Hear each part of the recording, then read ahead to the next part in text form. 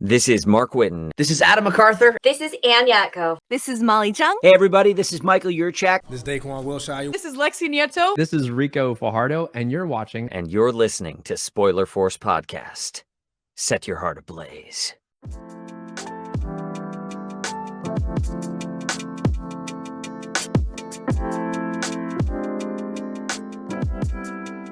All right, so this is episode 173 of Spoiler Force Podcast. My name is Ricky. Thank you for tuning in. This week's guest, I have returning guest Ka Yang of Ken's Geek Side back on the show. You know what's funny, Ka, is like when I reached out to you, I was filling up spaces for the podcast, and then I looked back at my memories on Facebook and stuff, and actually maybe it's a little over a year, but then this is around the same time you were on last time. We Right. So yeah. I thought that was pretty coincidental to have you back on the show around the same time frame within a year, and a lot has changed, man, within the 1 year I've had you on the show, dude. I think when we were talking last time, you were just doing Muay Thai, you were just starting it. Yeah. And then now, dude, you're about to have a freaking child, man. Congrats. I know. Dude, and like I was saying earlier, what is it? Everything's going by so slow and fast at the same time. It's like all of a sudden, like you get notified, and then all of a sudden we're like almost the end of the second trimester, and then like baby's kicking already, and you're just like, to me, I'm just like, dang, dude, I'm still a kid, man. I'm out of heaven. Yeah, and as you can see, like my room last time, it was filled with like stuff, right? Now it's like empty. Like now it has like baby's crib. Oh, it's the baby room now, huh? Yeah. So it's not my room anymore. So I'm excited. So I figured that was why like the content stuff started slowing down, was because of that, huh? Yeah. So it's like it's hard to find time to do it anymore because, like, I mean, as you know, there's like the recording and then there's the editing that takes way more time than the actual recording. And then I'm back in school now too. And so like, you know, I'm juggling like school, you know, life, work, and I barely even have time to go do Muay Thai anymore. I would say it's been like a couple weeks since I've been to my last Muay Thai session. And it's just like, just finding time to juggle things around, priorities and stuff. Well, your kid is definitely priority number one. Yeah, definitely. Oh man, but it's crazy. Like I said, dude, it's crazy because within that year, like even for me, things have changed up, man. I'm pretty sure you've noticed. Like lately, I've been pretty procrastinating with the uploads myself. Like I have things that are recorded and done that are like right at the process of editing, but I'm just like, damn, do I really want to edit right now? Because like I've been so focused on Muay Thai. For those who, if you follow me on Instagram, for sure you see my stories. I'm always posting clips. I'm always talking about it, and honestly, I feel like it's at the point where I'm getting like annoying. Whenever I get the chance to talk about it, I will.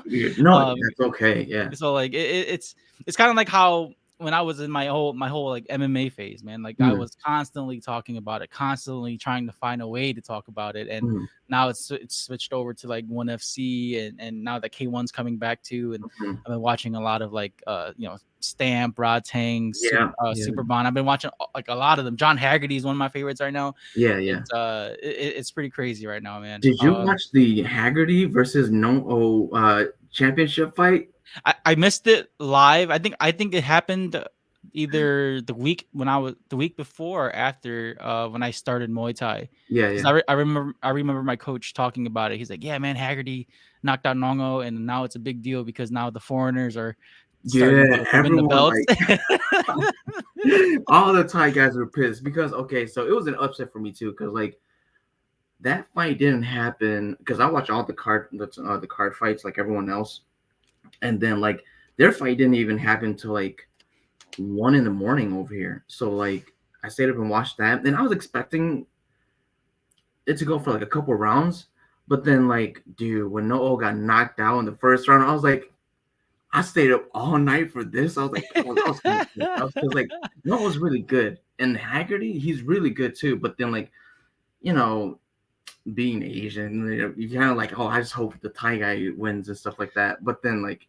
to be honest, Haggerty has some nice, like, I was looking at his training videos, he's like sharp, and I knew he was gonna win, but like, you know, you want your bias to win, but yeah, I think it's also because like because Muay Thai is definitely it's a Thai Yeah, sport. It's their sport, so they're they're way more comfortable in it than most foreigners are. Because yeah, even like I was watching the owner for Fairtex Training Center, yeah. Mr. Yu. I think I want to make sure I have his name correctly because he made a pretty. I watched he has a video on YouTube where he even made like a statement on Fairtex Training Center owner.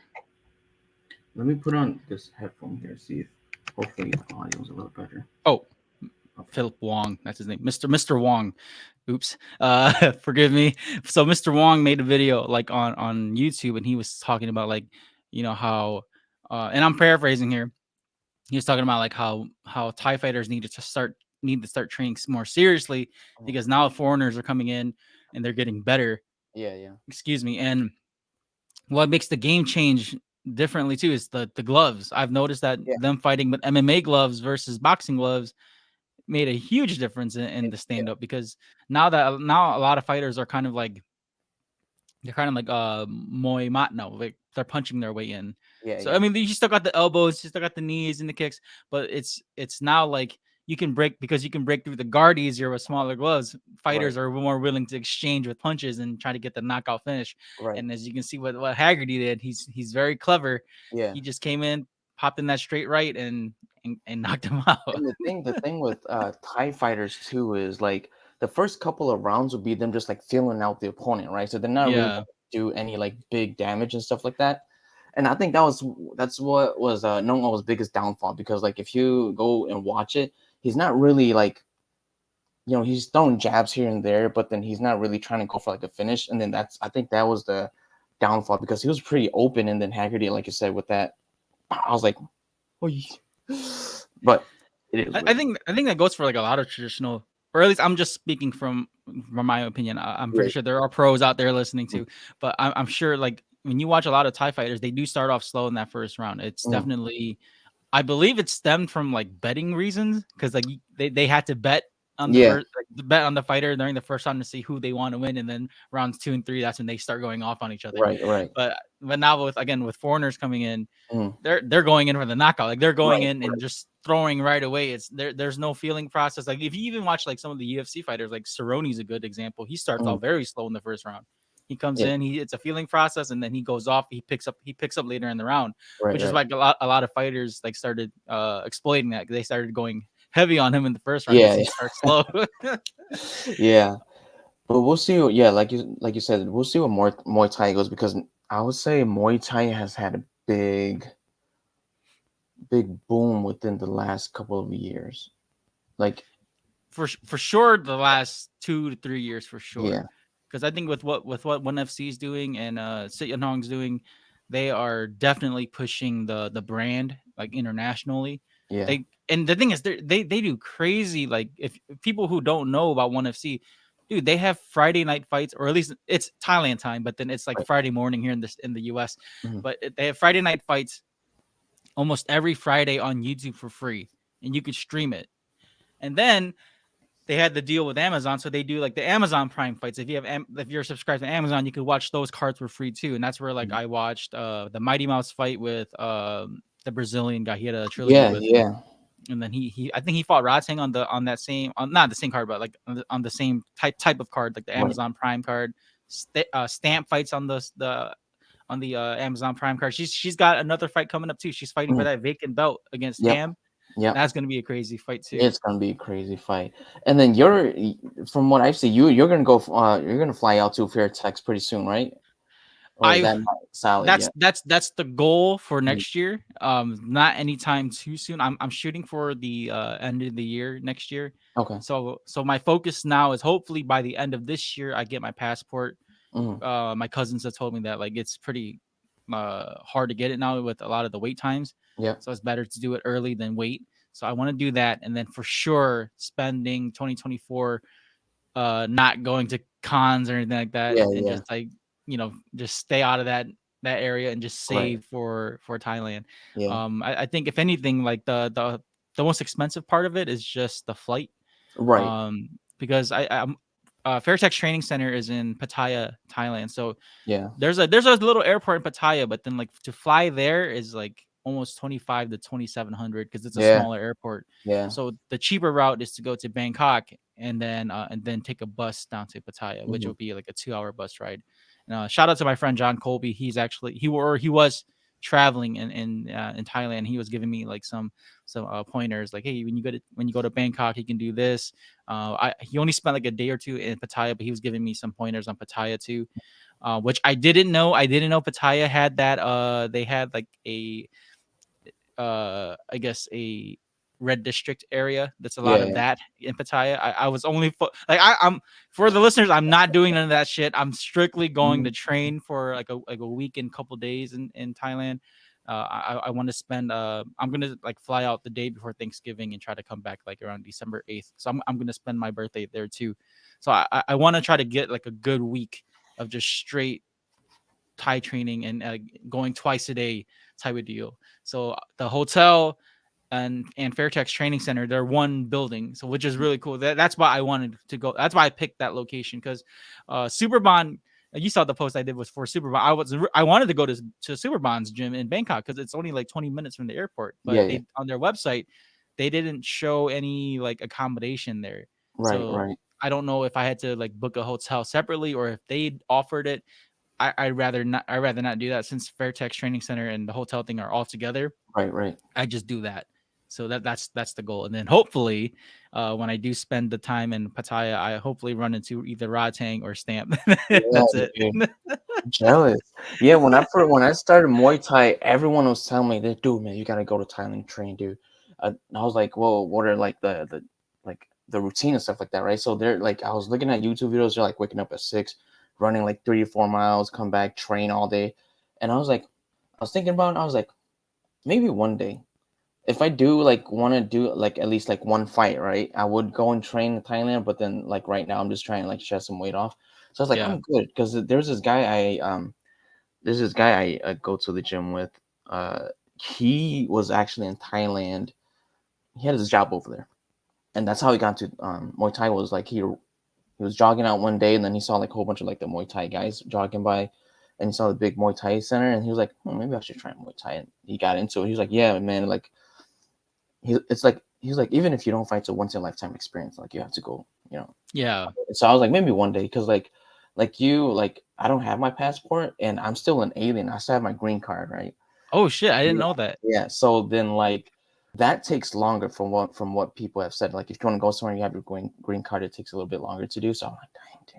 Dude, become a citizen, bro. I know. I was like, so you can vote.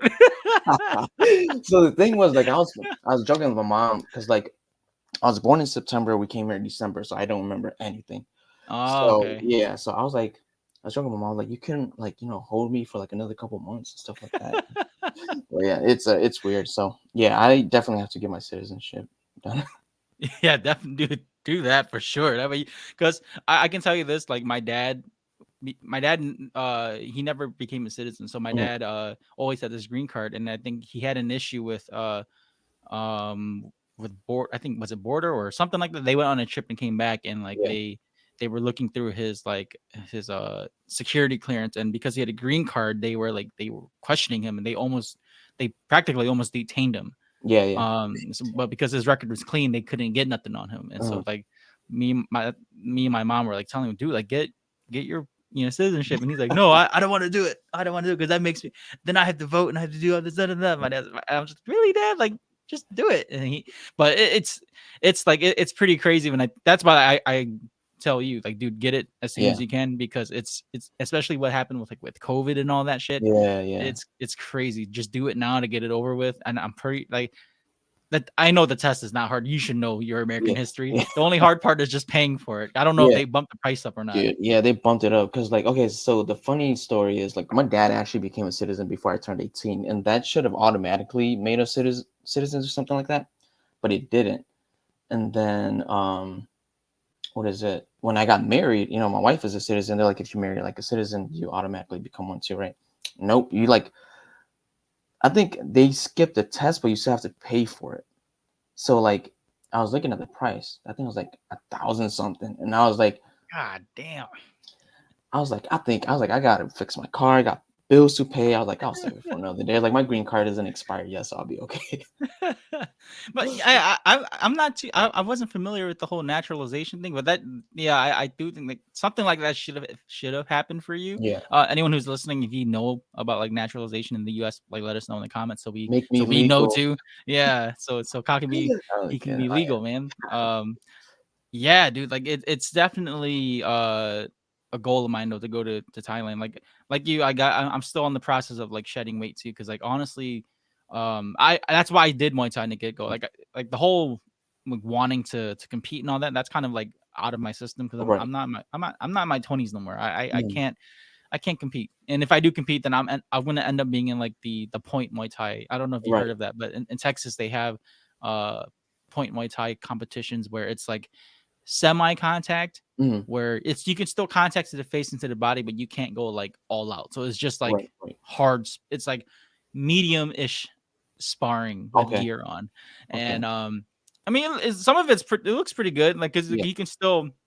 You can still compete and you can still attack someone, Mm. but it's not like an actual Thai fight where like you're in Right. the ring, Yeah. So the feel of it looks very different. And the gym I'm at right now, Rogue Jiu Jitsu, the Mhm. coach Chad Snyder, he does he helped one of our guys go through like a point fighting type of Mhm. match, and so I don't know. That's why like I'm just doing this to lose weight for now, and if Yeah. I feel better, then maybe I'll try to do point Muay Thai.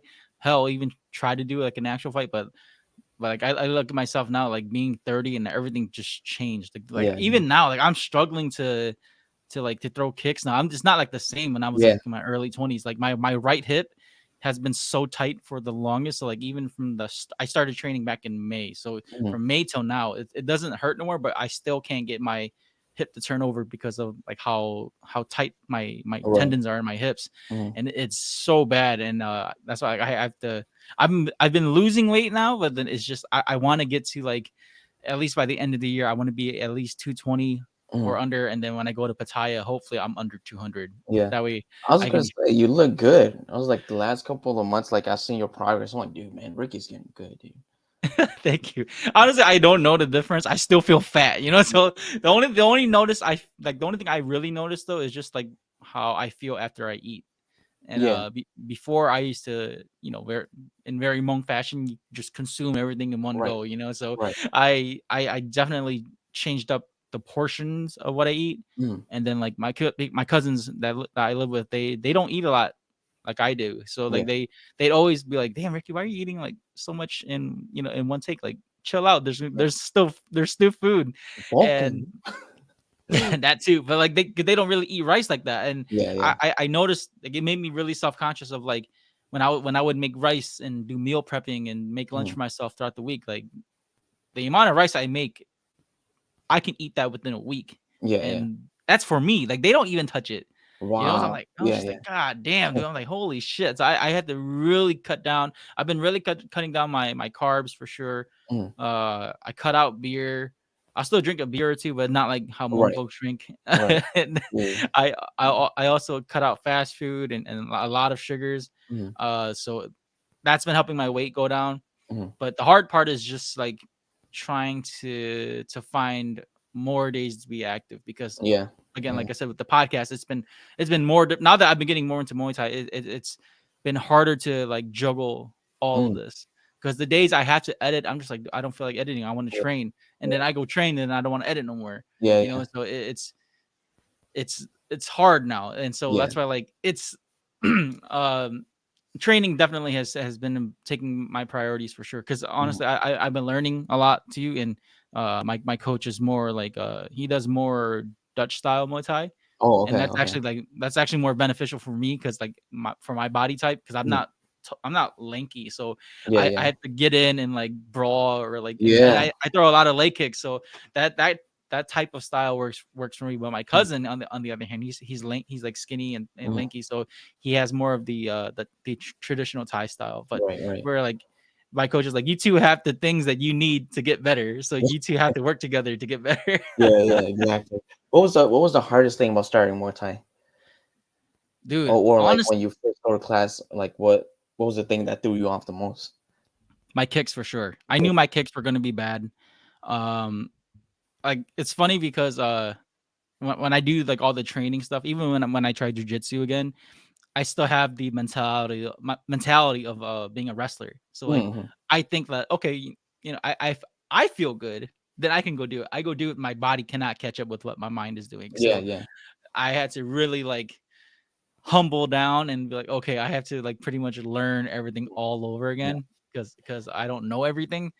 And then what really made me like appreciate the art more was that like all the things the things I thought I knew about striking um was like not even halfway to what I know now. And like Mhm. a lot of the things I was practicing back at home, my coach told me like, yeah, you picked up a lot of bad habits, man. Like you have to kind of like he's like he's I forgot exactly what he told me, but he's like you have bad habits from like training in different arts. So like Right. you're doing everything all at once. Cause like I did, for those who don't know, I've done boxing before, I've done wrestling before. I did a little bit of MMA training, but that was like in my early 20s. I only did it for like less than 6 months. Mhm. And then I did like I went back into taekwondo for like a good 6 months, or almost 6 months before I Mhm. moved to Texas. And then so like I was like mixing everything that I knew, and it wasn't like adjusting with Muay Thai. Like Right. the only thing that really helped me with Muay Thai was my boxing training Yeah. because of the hands, and then wrestling a little bit because of the clinch work. But then because of wrestling, instead of like if when you're clinching, in order to fight the clinch, you're supposed to like pull your head up and like chest up, Right. Right. and that way they don't like plumb you and pull you down. Yeah. But Yeah. because of the wrestling habits, I was always ducking down to get out. Right. And my coach is like, Ricky, stop doing that. You're gonna get kneed in the face if you keep doing that, man. Yeah. Like, don't duck down. Like, just stand straight up and push Mhm. with your chest. Get in their face. So I had to keep practicing that. It's harder to practice clinch at home because my cousin is like way smaller than me. He's Mhm. only like 150. Okay. So I've got like a good 80-pound advantage Right. over him. Right. So he can't like we can clinch, but he can't like budge me like how I can easily just toss him around. Right. Right. So I have to work on that. And then definitely, yeah, like I said before, my kicks was terrible. Like Mhm. they're getting better now, but I'm still having a hard time like turning my hips over. And then Mhm. like yesterday during practice, my coach is telling me like, you know what you're doing wrong, Ricky? Like you're doing the motion right, but your hips are not in the right place. Your hips are going back, not like going up and Oh yeah. straight. Yeah. So like I'm keeping like it's like my feet are kicking upwards, like an upward angle, but it's Right. not Right. like it's not curving over. Right. So I have to work on that. But Yeah. what about you, man? Like when you were Yeah. doing Muay Thai, like same question to you? What was like the hard part for you? I think the hardest part for me was like I had this dumb mindset where like because before I started Muay Thai, I was just like weightlifting, right? Like powerlifting and stuff like that. And then I went there because I knew I needed to work on my cardio. So I was like, oh, I'm just going on my cardio. And I was like, I think I'm pretty healthy. I lift weights and I eat fine, whatever. And then I go there and then like just warming up. Like I think my mentality, I had to get, like it humbled me super quick. I should have went in there with like a humble mindset, like I'm ready to learn. This is a brand new thing. Like I'm not ready. But then my dumb self was like, yeah, man, I lift weights. I think I'm okay, stuff like that. Dude, first 3 minutes, oh my gosh, I was hyperventilating. I was like sweating buckets already. And my trainer, his name is Dylan. He shout outs to Dylan. He's pretty cool. If Dylan, you ever watch this podcast, thank you. But like, um, yeah, it was funny. He was making fun of me, and he's Thai too. And then like, I was telling him like I was born in Thailand and stuff like that. But yeah, it was a humbling experience. Like I was like, this isn't weightlifting. I was like, this is a totally different sport. Like weightlifting, you're sedentary. Like you're in one position doing one movement, right? Yeah. But in Muay Thai, it's your feet, your hip, your legs, your abs, shoulder hand placement, everything. It's like it's a whole body thing, and I didn't think I was yeah, definitely wasn't ready for that. And the jump ropes. Oh my god. Don't even get me started on jump ropes. I think I get more shin splints on jump ropes than I do kicking the bag. It feels like it, right? Yeah, my I god. was like, I hate jump ropes. I hate it, but I yeah. still do it. I still do it because I have heavy ass feet. Yeah, yeah. So I'm kind of like when I first started doing the jump ropes, I hated it, but now I'm getting better at it because I could go around without stopping. But then like my body after 3 minutes, it's like okay, stop. But then like so my body starts like tripping over the rope and stuff like that. But yeah, I would say the jump ropes. I was like again, I had that dumb mindset like okay, it's just jump ropes, And then you do it, and he's like, "Yo, man, you're jumping way too high, dude." I was like, "What do you mean?" He was like, "If you're doing that, you're like gonna like waste your energy. You're gonna gassed out." I was like, "Oh, okay." But he was like, "Yeah, yeah, but do whatever's comfortable." And so like, I did it for like about a minute, and again, hyperventilating. My calves were like, it has that pump, like Yeah. it's working too much, and I was like tripping over the rope, and it was embarrassing, but it was humbling. I think that's the thing about Muay Thai. Like you go in there without knowing a lot of stuff, and then you learn through your failures. And Yeah. so yeah, going to Muay Thai has like changed my mentality as well. It's just like it's just always be open to learn and be humble. It's just like you're not gonna know everything and stuff like that, and that's helped me a lot. And so another thing I struggled with is the sparring as well, because sparring you're Was it like was it more like getting hit, or was it like how was that getting for you? getting hit and um freezing, Oh, okay. overanalyze. You're like you're in your position, and then like you're like okay, I'm trying to like get ready for a foot coming, then here comes a punch, pop, and then like okay, now you block and then you get a knee. So it's like Oh, so you're kind of like over anticipating where you're right, moving before they hit you already. right. Yeah, yeah. There's that, and then there's the everything you learn is out the door once you spar. Like your jab, you're missing your jabs, you're missing your hooks, your knees, and like, and you start to think like, and then you start to overanalyze everything. Like, what am I doing wrong? And then like, but yeah, I think that it's fun. It's fun stuff, but then at the same time, it's like, it's a struggle as well. So it's 50-50. Yeah, sparring for me wasn't getting, or at least getting back into sparring wasn't too hard because I've done it before. Mhm. But it was definitely harder to do sparring with clinching because I had very little experience with that because like I'm not used to just clinching and then like you could throw knees or throw Right. punches and stuff like that. So I wasn't used to that. I was so used to like wrestling, so I was trying to like get my underhooks and overhooks and like Yeah, just turn them over and try to do like wrestling moves with that. I'm like, oh shit, we have gloves on, we can't do yeah, that either. yeah. So it's that was a bit of a change of pace. Um, our coach does, or at least for us at Rogue, we don't really throw elbows yet because none of Mhm. us are not really at that level to throw elbows because Yeah. our coach believes to like you have to be at a certain level to throw Right, elbows. right. We can still do elbow combinations, but to spar and throw elbows, and plus we don't have elbow pads, Yeah, yeah. so it's just a safer thing.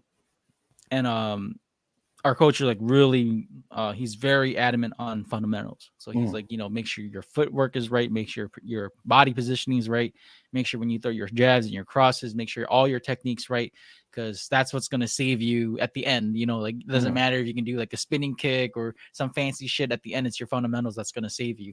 And Right. so we're really focused, we're heavy on our fundamentals. So I've noticed that like I said before earlier, like I had really bad habits Mhm. because when I was MMA training, I used to always emulate Lyoto Machida a lot because he was Yeah, my yeah. favorite. He was my favorite MMA Dude's a fighter. So beast. Yeah. I would fight with my hands low, so I could parry, and then like he has this one move where he'll just parry with his lead and then throw the straight, Yeah, yeah. And so I would emulate that, and it always worked for me because I was always sparring with the MMA gloves, Yeah, yeah. But with boxing gloves you can't really do that because No. like Yeah.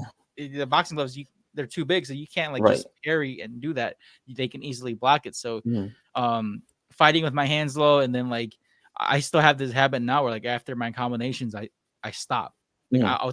I'll throw my cross hook, cross, right leg kick, and then instead of like pushing out with long guard to move out the way, after I finish my combination, I just stand there. My Yeah, coach you is like, get Ricky, back what the into hell are you doing? He's like, move, get out the way. Don't yeah, like yeah. when you're done with your exchange, move out. Like, and I guess that just comes from wrestling too, because I'm Mhm. so used to like being in my face and really Right. just going at it. Right. Because one of our other guys that I spar with, his name's Matt, and he's a young kid.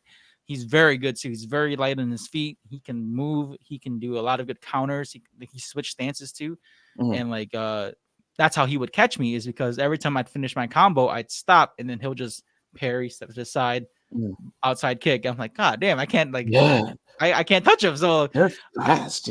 yeah, I have to like really like learn how to keep my hands up. And my coach was like giving me like all these old school tricks. He's like, Ricky, when you go home, put a towel over your neck and just put your hands on both ends of the towels and just hold it there. That way you can emulate keeping your hands up. Yeah.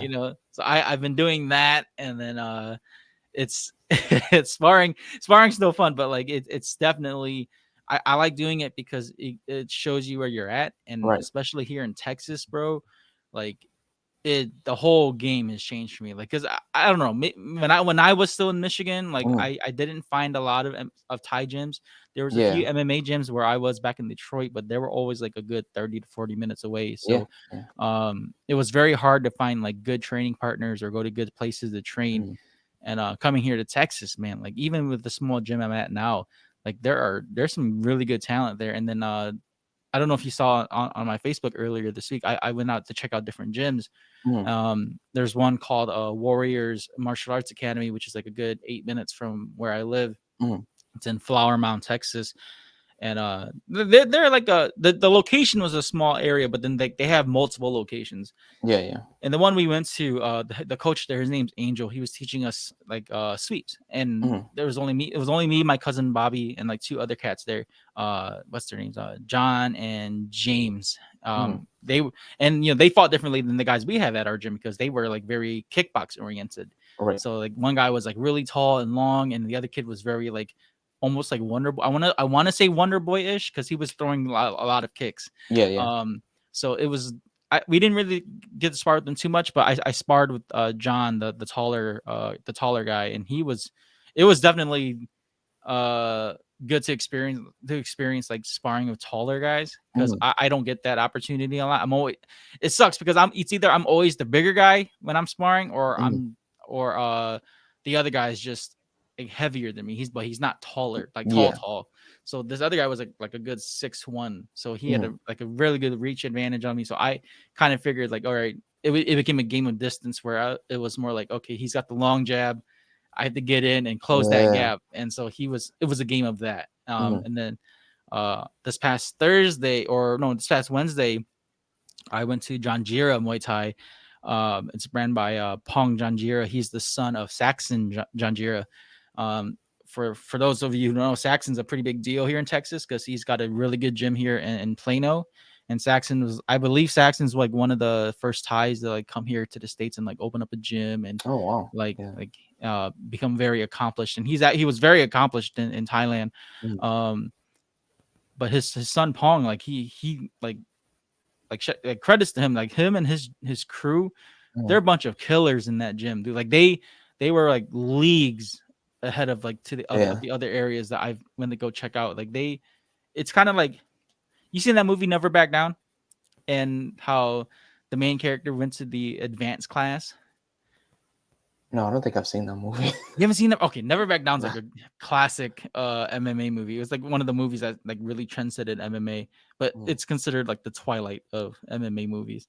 But it's pretty like, for those of you who get the analogy, like the Janjira's gym in Carrollton, Texas, they were like that. It's a small gym, but man, everyone in there, like at least for the advanced class, everyone in there was a straight killer. And I went to the advanced class because I emailed and I told them like, I've been going for a few months now. I don't think I need to be in the in the beginners class. And I want to try because there's no free trial or anything. If you go there to train, it's a drop-in fee. So I paid like $20 for it, and I dropped in, warmed up. I was kicking the bag, and Pong came by. If he ever listens to this, I noticed he smirked. By the way, how I was kicking the bag, and thinking of not like now it's in hindsight. Like I think about it now, I'm just like, dude, he was laughing at me because I'm pretty sure he knew what I'm doing is completely wrong.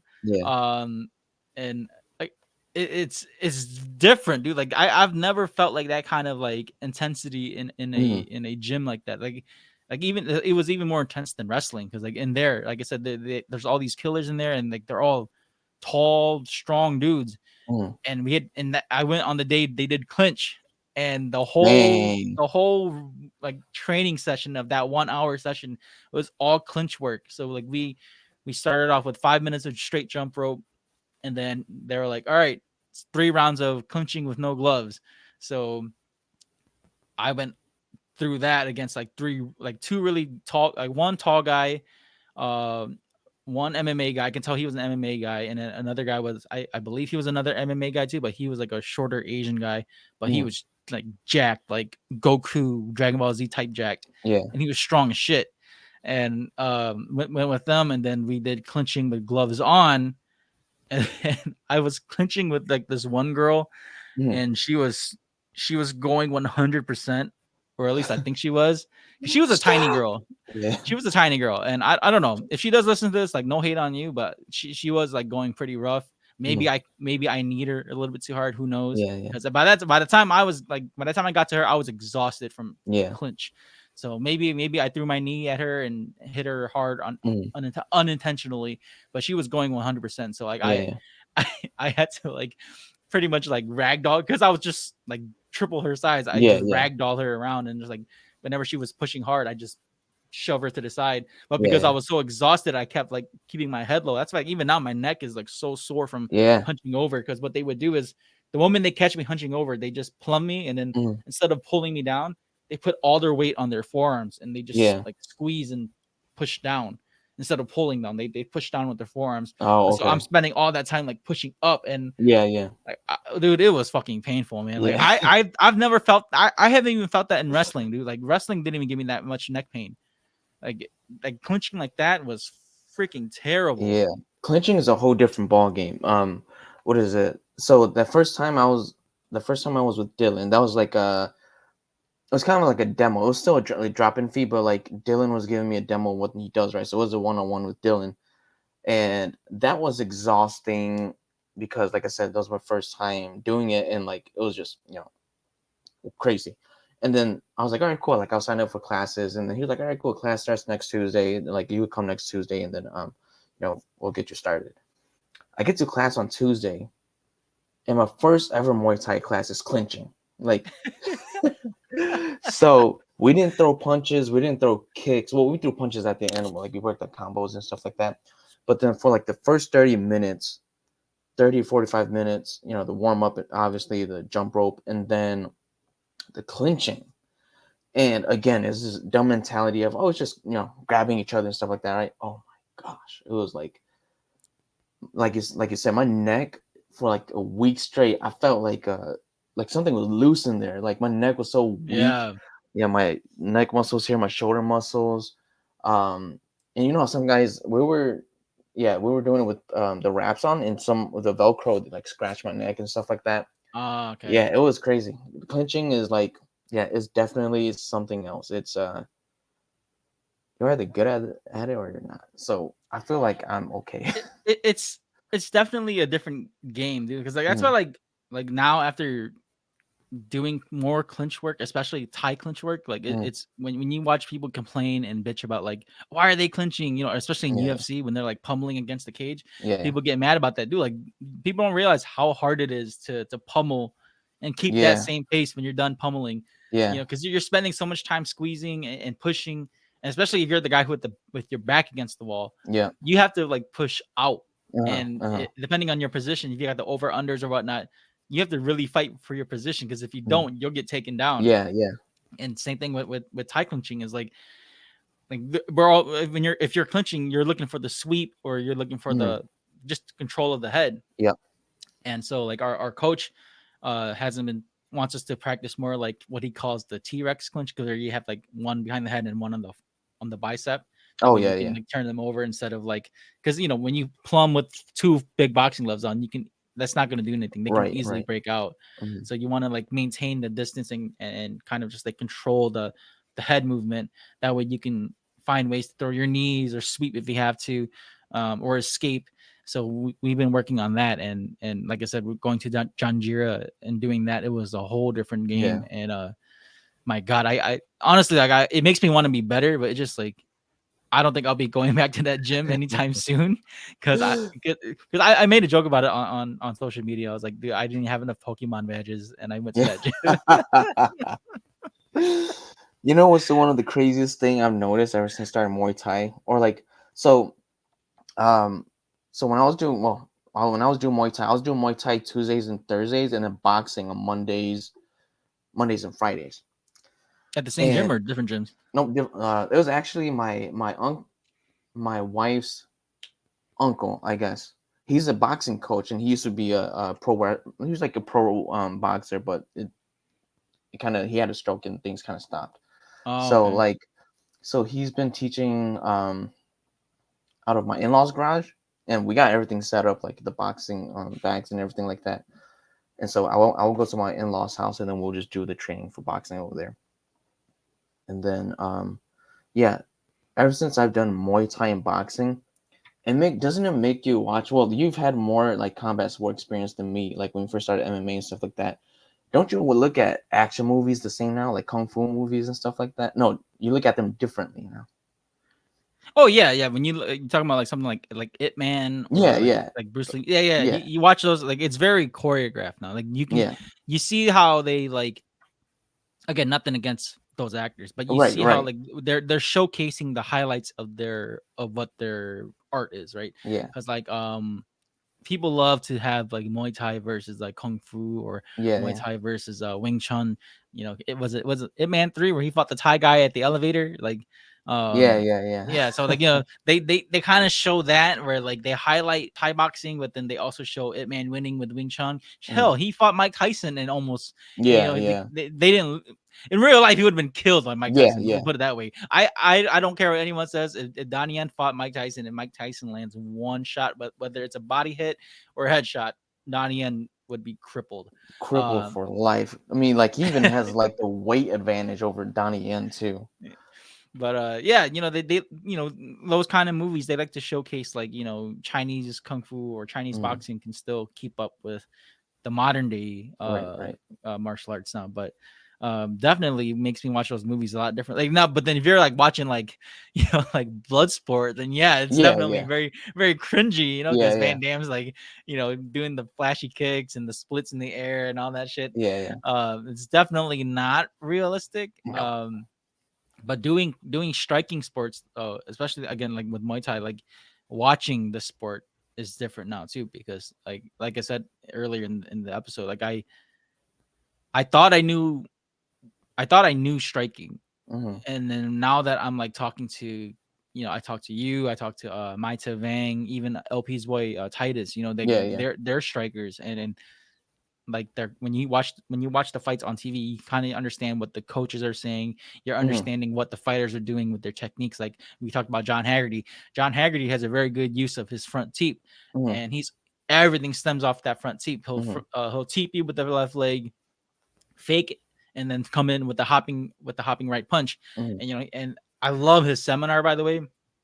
It's so freaking good. I don't know if you've seen it. It's just type in like John Haggerty. I think it's pronounced Siam. Siam boxing. Siam boxing. Yeah, he has a seminar on there. My God, dude! Like the way how John Haggerty freaking moves is so, like, it's so fluid. Yeah. And then another guy. Shout out to Damian Alamos. You know, I went to his seminar a few weeks ago here in Texas. And he's a Muay Thai fighter, so he's a technician. So we were in his seminar, we were learning like Muay Thai trips, not trips but tricks, and then we were also doing Muay Khao, which is like the knees. We were learning Muay Khao techniques, and so he was teaching us like, you know, for the first couple of minutes, he was like, you know, stay on the balls of your feet when you're shadow boxing. Don't be heavy on your front foot he said don't be heavy on your back foot, because usually you're light on Thai fighters are light in the front leg and heavy in the back leg. But when we were in his seminar, he was like, you know, be light on both feet. Don't put all the weight on your back leg. So that was a little bit different. We were doing that, and then he would be like showing us, you know, the teep, the inside leg kick, and the jab, and he was like, just mix those three up, like that way you have three weapons of just straight attacks. You know, if you're using your jab to measure the distance, like just touch your opponent's glove with the jab, and if you can touch it, front seep to their body, fake teep, throw inside leg kick, jab, you know, like mix those combinations up and keep moving. Even if you're moving laterally or you're circling, just throw it. Like throw your inside leg kick, fake it, jab, you know, fake teep, jab. Like he was very quick at how he was doing it. And I've been like kind of implementing that in my training too, where like I because for me, I love throwing feints because of the whole Machida style. Because like I love to, you know, try to throw a feint with a kick, or like pretend I'm about to punch and just like feint, step back and then throw the punch. That doesn't work in Muay Thai. But like I like throwing feints, but because it keeps my opponent guessing, and then like if they don't fall for the feint, they come in. And I feel like I'm better at the exchanges when I do better in exchanging than like staying on the outside and like picking my jab. I'm not good at that. I'm not the type of fighter to stay on the outside and throw jabs. I have to get in there. I can't stand there. I can't stay at range with you. That's that's how I say it.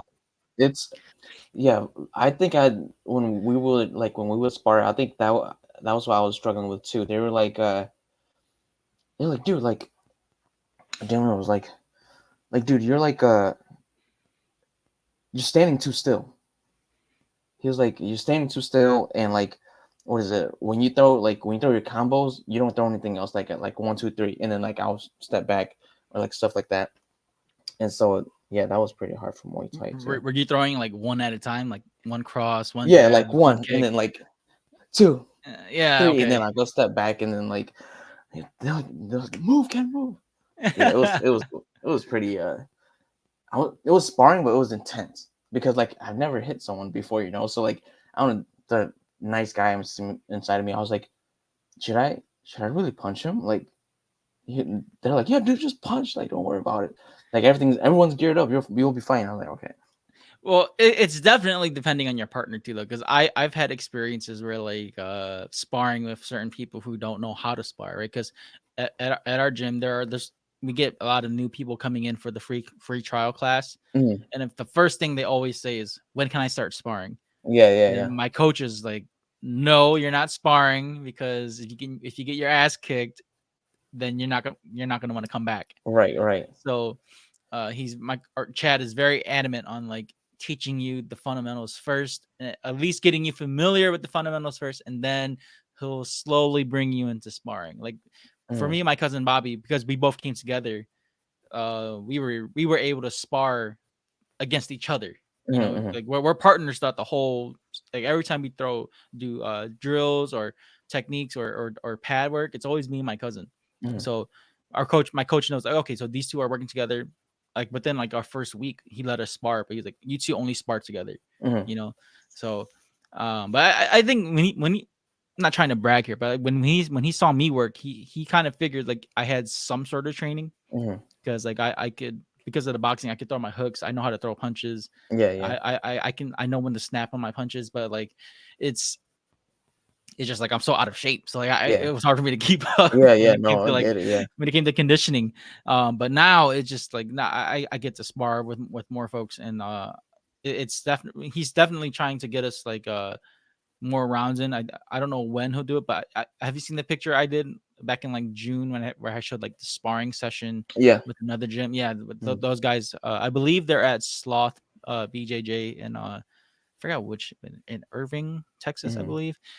We got to spar with them, and our coaches, because our coach is friends with the guy there, the head coach there, so he's trying to see if we can get more rounds with them again. And that was a fun day, because like me and my cousin Bobby were like, you know, I wonder who we're sparring against, because at the time we were only like a good 3 to 4 months in, and we just finally got to start sparring and get comfortable with it. Yeah. And so with that new gym, like we see the guys come in, like one guy, I think his name was Dutch. That's the only guy I remember, because he was very tall. Like he's like 140, 145, very tall, very long. His name, like him, 2 other dudes came in, and then like their amateur guy came in, and their amateur guy is, I forgot his name, but I believe he was like 4-0 at the time. Dang.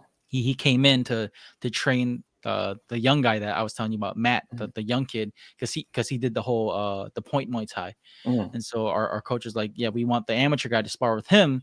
That way he gets a better feel of like better opponents and not just like sparring with like me and Bobby because we're not as good yet. And so he was like being pushed. So every time when he would spar against someone, they were like telling the other guys to go like a good 60 to 70% on him, while everyone else would go like half speed. And sparring, I got to spar with the amateur guy once throughout that whole session. And dude, even at an amateur level, this guy was so freaking good. It made me realize, like, dude, like there's it's scary how good people can really be at this sport. Like you think you're good, and then you spar or you train in people who are like leagues ahead of you. And like I said, with John Jira gym, that whole class was full of killers.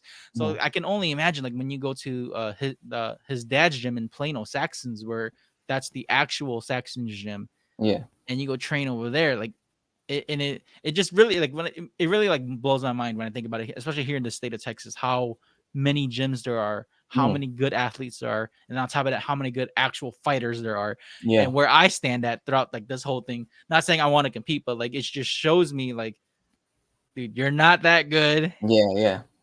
Just keep training, but you're not that good, because there are people out there who there are people out there who don't even fight professionally and they can still whoop your ass. Put it that way. It's crazy. But the most important thing is you're doing it. For sure. It's just I want to say it's like somewhat intimidating, but it's just like when I think about it, it's just like, holy shit, dude! Like there are that many good people out there. Like it's at the point where you don't even know who does it. You know, it's scary because you don't want to fight someone no more. Like you can't just square up with someone because you don't know who you're fighting. They could be like a black belt jiu-jitsu guy and you don't even know. You know? But it opens your eyes to a whole new world. Like when I first started on this whole combat sport journey, so the gym I'm at, there's 3 like professional fighters. I'm pretty sure they're probably like, I think they're like low rank, you know, you have to get up and, you know, stuff like that. But the owner of Jet Fitness, the place where I'm at, he is fighting his second pro boxing match, I think in September. And then there's this MMA guy called El Toro that goes there. And then another MMA guy called, his name was Adam Core or something like that. And you know, they like my first couple of days there, like we walked past each other, right? Like he just looks like another guy who like is just there for training, you know. And then you hear, like, you know, when people throw really good punches, it sounds like a gunshot, blah, blah. And you're just like, and so you go peek out, and like these guys are like ninjas on like on the bag, and then like on the pad work, and then in sparring. It's like, you're right, you could walk past people, like it makes you scared to, like, you know, pick a fight, or like if something happens, like you're scared to fight because like any one of these dudes in front of me could be like a black belt, like Brazilian jiu-jitsu, or like Muay Thai guy, kickboxing, boxing, like anyone. Like that's why they say anyone can do the sport, because literally anyone, you never know what they look like. They could be a small little dude who can still whip your ass, right? Like a big fat dude. Like you never know, man. That's and it's even fucked up saying this, but that's why like everyone in Texas, you'd rather not fight anyway, because everyone in Texas has a gun. So like there's really no point, you know. Everyone has a gun here, and then not on top of that, something they can probably fight too. So it's like, holy shit, just better off just minding your own business, man. Who cares? Number one rule of a fight: avoid it at all costs. Dude. It's crazy, man. No, but dude, I guess are you gonna watch the Ratang versus Super Light fight? Yeah, that's gonna be interesting. It could honestly go both ways. I'm a big Ratang fan, but I think, I'm not saying Super Light would win, but Super Light definitely has like the technique for sure. He's more of a technician for sure. Mm-hmm. I feel like Super Light might have like a reach advantage. But he's going up though, right? Is he smaller than Ratang, right? Or is he bigger? I think he might be a little bit bigger, if I remember correctly. No, hold on. I want to make sure we get this right. Yeah, I don't want to say like spew wrong shit on the podcast. I think he's smaller though. I think he is smaller. So Rodtang's defending his belt against Superlek. So Superlek's challenging. Mhm. So I'm assuming Superlek is the smaller fighter. So they both weigh the same, 134 as of. Oh, okay.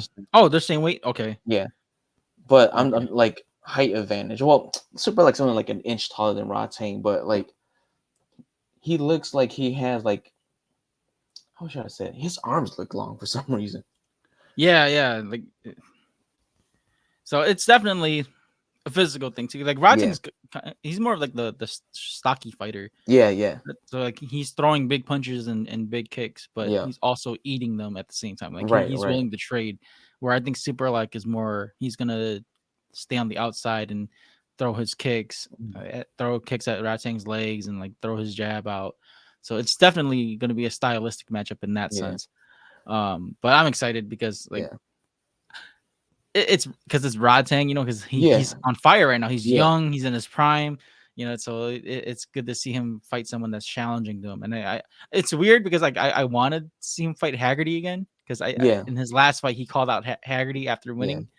But Haggerty's gonna fight too, and back in October he's fighting for another belt. So so I'm waiting for that, and then of course the Stamp versus Ham fight. They're gonna go for the vacant belt. I don't know if maybe Angela Lee she probably quit already or retired. So that's why the belt's vacant. So if Stamp wins this belt, then she's gonna be like I think a 3-sport champion or some shit. Yeah, that's crazy. You ever heard of this guy named Lurtzilla? Yeah, he was here in Texas like 2 weeks ago. Really? What? He was doing a seminar at Saxon's. Yeah. That the Thai gym I was telling you about in Plano. Like I honestly think because they're probably like friends or something because they're Thai. But Lurtzilla was here in the Plano and Garland area, which is like a good 40 minutes from where I live. But his seminars were during the weekday, which I couldn't. That's weird. Yeah, I couldn't get to it. Like going to on a Wednesday night, I'm not gonna. I can't drive out there because traffic's crazy already, and then you go drive out there for 40 minutes, train for an hour, and then come back. You know that's very time consuming. Yeah. But he was around. I know Sanchai got him and the Yakao team. They're gonna be here in the States, doing their seminar. I think they just got done doing a seminar in Canada. And then I think they're going to LA first, and then hopefully the gyms here in the States start opening up there. That's what I was telling you on Facebook, man. Like tell your coach, like see if they can reach out to Yakao's team and try to get a seminar going so you can check out Senchai's team. I want to, but then the gym I go to is mainly a boxing gym. So like the Muay Thai and kickboxing, I would say like we do have a time slot for it, but then like it's also very it's not very, and it's a nice gym, but it's not a big gym, you know, where they can host like a seminar or something like that. But dude, here in Lansing, I don't think anyone is ever gonna come Lansing, man. Honestly, like I don't think Muay Thai is big enough in Michigan. There's probably like events, but I don't think there's. Maybe I'm wrong, but at least from what I know, I've tried looking for Muay Thai, like specifically Muay Thai gyms in Michigan, and they're always like in the mix of like jiu-jitsu or MMA. Yeah. And what is it? Even the Detroit area? Wow. That I think MASH MMA is like the only one that's like mixed martial arts and Muay Thai and all that. But like I said, even then there's it's a mixed school. It's not like it's not catered to Muay Thai. Like here in Texas, like I said, Saxons and Janjiras, those are catered to Muay Thai. But there's other schools here like that do jujitsu and MMA and stuff, and then they have the Muay Thai program as an alternative. Yeah. So it's definitely challenging. Because me and my cousin, like we want to go try to find like a good, just straight up Muay Thai gym that does like 5 days a week type shit. Yeah. Because at Rogues, we only go like 3 times a week. So we go Mondays and Thursdays, and then and then on Saturday is like open mats. Saturday mornings are open mats, and so it's getting to the point where like don't get me wrong, I love learning at Rogues. I love how Chad teaches because Chad, our coach Chad, is very insightful when it comes to like looking at our fighting styles and then Mhm. helping us break it down. That's why he told me, he's like, dude, you're more of a Muay Mat fighter. You're heavy on your punches and you're heavy on your low kicks. So since you're not afraid of exchanging, I want you to start blocking more and then it's countering, and again, don't stand there. Mhm. My cousin Bobby, he's technical. He's more Mhm. technical than I am, but he doesn't exchange as much as I do. So he's very good at like using his front teep, his jab. So my coach wants him to be like more femur, like Muay femur, like be technical, be fast, technical, rely on your jabs, your teep, your kicks, like stay on the outside type of deal. So we're like opposites Mhm. of each other. So he's been like focusing on us on that for us to work on that.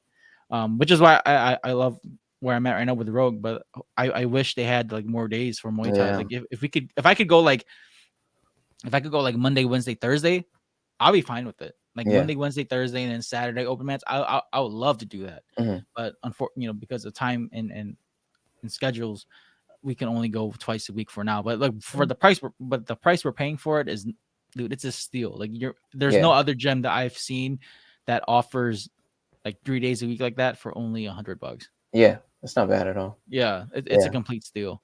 I would say like here in Lansing, I still don't know why Lansing's the capital and has nothing. But like I don't. Everyone's like saying Detroit should have been the capital. yeah. That's why it's like the Detroit Grand Rapids. But like here in Lansing, like the East Lansing area too, there's the typical like taekwondo, karate and stuff like that. Yeah. Yeah, but then like and there's I would say a couple boxing gyms, but then yeah, here I would say the first legit like Muay Thai place is called Capital City Kickboxing. It's on the south side of Lansing. And the guy there, the guy who owns it, he's a Muay Thai world champion. I forgot where he got it from, but there's that. He did MMA as well. He went 12-0 before he stopped. Oh So shit. he's pretty legit. So I would say Capital City Kickboxing is the first like Muay Thai or like kickboxing centered like combat sport area. And Jet Fitness, like the only reason why they had kickboxing was because like what is it? I think someone requested it and they just kept it on there. I Oh think shit. I might be wrong. Don't kill me, JJ. Anyways, but But yeah, it's there's stuck that. though. Yeah, it's stuck. And so like so those are the only two gyms I know here in Lansing that is like legit kickboxing and Muay Thai. And I'm like, dude, like we need more Muay Thai stuff here. But then even though it like you and I were discussing earlier, even though it's having this boom right now, I would say like small cities like Lansing, anything like small like that, I don't think they're very open to like kickboxing it. No, So yeah. it's definitely they're definitely catered to like kids. Yeah, So yeah. like a lot of the karate stuff, the YMCA stuff, Mhm. taekwondo, a lot of that stuff is definitely catered towards kids. Have you tried out that other gym? That Capital City Kickboxing. yeah. Have you tried that Yeah, one? dude. It's so when I went there, I don't think their AC was working yet. Oh shit! Oh So my you were god. training in the heat? Oh yeah, it was a sauna in there. I had usually when I go to a Muay Thai session, I drink like 3 bottles of water during the whole like an hour 30 minutes. But then when I was over at Capital City Kickboxing, I was like downing water. I probably had like 6 bottles of water. It was so hot in there, and like and it was on a hot day too. Like the sun was like beaming down because like the front of the building is just all windows. So the sun is like beaming down, and we're jump roping. I'm like, oh shit.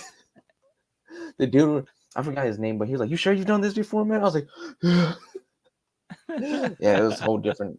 Like just the atmosphere is like a whole different thing. But yeah, I would say Capital City Kickboxing like the only legit Muay Thai place here in the Lansing area. Yeah, our coach did that like once or twice for us. Or he's like, "All right, we're gonna simulate Thailand." So he turned off the AC, Oh my opened goodness. the front and back doors of the building, and just like, "All right, go." And then here in Texas, it's fucking hot, so it's Yeah. like over 100 degrees almost every day for this past summer now. So, Mhm. we simulated that, and my God, dude, like it's just so nasty because I for me, I'm a big like it irks me when I step on sweat on the mat. Yeah. I hate that feeling. It's so gross.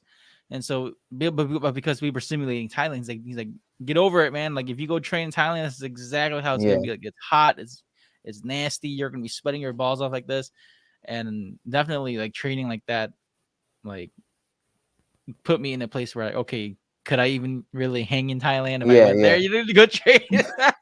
People get spoiled there in the States. Where's the AC? You know, like we do like 1 hour of training, in the AC and stuff like that. I'd say I was in Texas, I would say a couple years ago, because my wife's family is from the McAllen area, McAllen, Brownsville area, so right on the border of Mexico. We were down there for like a week. I couldn't like stay outside for more than like 5 minutes because dude, the Mexicans like they're barbecuing and stuff like that, having a good time, and I go out there. I was like, dude, it's so hot in Texas because it's not like Michigan where it's hot and it's breezy. Right. Here in Texas, it's just straight up dry heat. Yeah. Even under the shade, it's still hot. Yeah. That's how stupid it is. I was like, dude, people could actually like live in these conditions. Like the weather when we were there, like you said, hot, dry. It was always in the hundreds. I was like, oh my goodness, I can't do this, dude. I was thinking about I was talking to my cousin and his girlfriend about this. I was like, hey, is it cool if I do like an ice bath like outside? And they're like, are you sure, Ricky? Because it's gonna be too hot. All your ice is gonna melt before you get in there. Sure, yeah. So I have to find a way to kind of like I want to simulate an ice bath to see if I can actually even do it, because I've never done it. Even when I was like wrestling in high school, I've never done it. I've done the saunas, I've done some of the simple stuff, but to do an actual like ice bath and like die and just sit there in the cold, I've never done it. I always wanted to try it, so I want to simulate it. I saw this trick on YouTube where this guy was like buy like a pack of water bottles from Costco and Sam's and like freeze them and then put them in the tub. That way, that way you can reuse it. I saw he was like saying that was a trick to do. So I was thinking about doing that, but I'm just too lazy to set all that up. Yeah, I heard that it's supposed to be really good, like after like a big cardio session. Yeah, I forgot what the scientific reasons were, but like I try to do something. I think it's like muscle. I think it's like so to shock your muscles or some shit. I try to emulate that one time, but like just like right after, because like I'll try jogging my own each day, and then like after I'm done, I'll go into the shower and like just put it on like super cold. Well, I think from what I've seen, they said if you're doing a cold shower, it's best to hit like your chest, the back of your neck, and like either the top of your head, somewhere around there, just to get like that general area and just like rotate. So like let it hit the top of your head for a few minutes, then let it hit your chest for a few minutes, then let it hit your backside for a few minutes, and then just rotate. That's supposed to at least somewhat emulate the cold bath. Yeah. I didn't know that. I would just turn on just like just stand there and freeze. I'm like, why do people like this? Yeah, I didn't. I used to like try to do that with the cold showers, but it got to the point where I was getting too used to it. I would just like kind of, it's cold. Don't get me wrong, it's cold, but I could breathe it off. Like it wasn't like, I felt good, but it wasn't like shocking anymore. Like the first couple times I did it, it was I would be shocked by it, but now it's just like, okay, it's cold, but I want it colder. Like I need it to be colder, so I want to try that. Yeah, I kind of stopped doing that because I was just like, I wasn't doing it correctly, so I would just stand there, just kind of like shoulder, and then like go back to like warm. Just like just shiver in the shower. Like, oh my god! I was like, I don't think this is working, man. Yeah, but definitely try that, dude. Definitely try that trick. Like let it run on your head and on your chest and on your back, and just rotate. That should at least try to keep because that way it's like it's hitting like the major parts of your body to keep it cold. Yeah, so I don't know. I think here in Texas it's been too hot to even emulate that, because like even now, like when I try to take cold showers, because it's so hot here in Texas, like the cold water is not even as cold as it was. Like it's still cold, but it's not like it's not running cold. Right. Yeah. So you've been still keeping on with like comic books and stuff like that, or like movies and stuff? No. I think the last thing I watched was The Flash, and ironically, that's on HBO right now, on HBO Max. Yeah. I saw you. I saw your post. You said you liked it. I did. I did not like it at all. I did not enjoy it. I briefly talked about this on the Bullet Train review, Uh, but I don't know, man. Like I wanted to believe that Ezra Miller could be a good shot at a different take on Barry Allen, but it yeah, was just not it. Like I did not like it. yeah. So I didn't like it. to me, Ezra Miller's Flash would have been a good Wally West. Yep. Yep, I Barry agree. Allen, he's too what was it? Grant is it Grant Gustin, the CW Yeah. Flash? He was the best Barry Allen. The only reason why I liked it was because it was fun. And that was it. And like what is it? It was fun. His acting was a little bit better. Michael Keaton back as Batman, obviously a win. Um but yeah, I thought it was just a fun movie. It wasn't a great movie. It was a fun movie. But like I feel like right now, as much as I love superheroes, I'm feeling that superhero fatigue. Dude, everything's so played out now. Yeah, It's either multiverse now or it's like retconning. yeah, So yeah. like it's not exciting anymore like the Mhm. first 10 years of the MCU where like we're like, oh my god, Thanos is coming. Yeah, When is yeah. Thanos coming? Now it's Right. just like, all right, when are we getting to the big bad now? Like, Yeah, these movies are boring, yeah. like It's because like for me, from like I feel like the reason I'm getting fatigue of it is because like you said, it's everywhere now. Like when before, like the movies were big and stuff like that. We had our comic books. We had to wait for like the issues to come out, go buy it and stuff like that and read it. The same thing with the movies, but then like comic book is mainstream now. yeah, everyone's reading it. And not Yeah. just that, the content to consume comic book themed genres stuff, like it's there's so much. Mhm, There's the streaming services, there's the books now, there's digital books, mhm.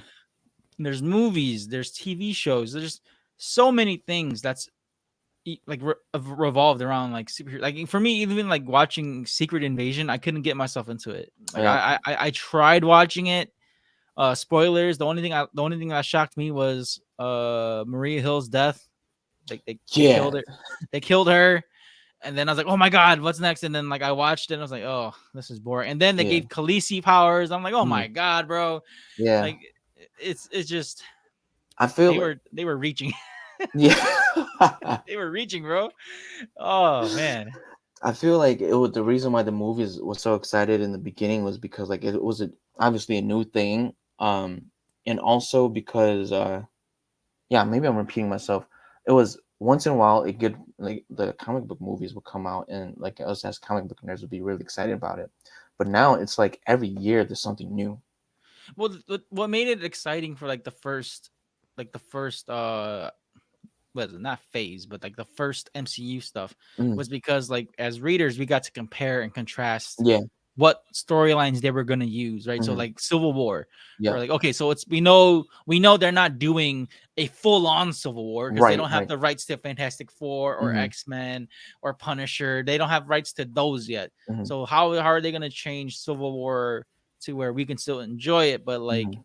still base the storyline from the comic books? And so they did like the whole Sokovia Accords, Yeah. which was to mirror the Accords in the book. And Yeah. then you have like Team Iron Man versus Team Captain America. So Yeah. like you kind of had that. It wasn't like the all-on war, and Mhm. honestly, it wasn't even like a full-on fight. They were sparring each other. No. Yeah. Yeah. Exactly. So, but then like the point was made across. Like it was all about the breakup, the Avengers Mhm. at the end, and so I like that. And then of course, you had Thanos come in. Everyone was waiting for Oh Thanos to my come in goodness. and get the Yeah. stones, and that's what made Infinity War so good because we Mhm. because we got to see Thanos come and fight and win at the end of that movie. Mhm. And then Endgame came in. We get to see everything that we've been watching for the past 10 years Mhm. come together and fight the big bad. Yeah. And I think because of that, that kind of like ruined the rest of the movies because like now Yeah. it's like how are we gonna top Endgame? Right. You're right. They can't anymore. They can't. I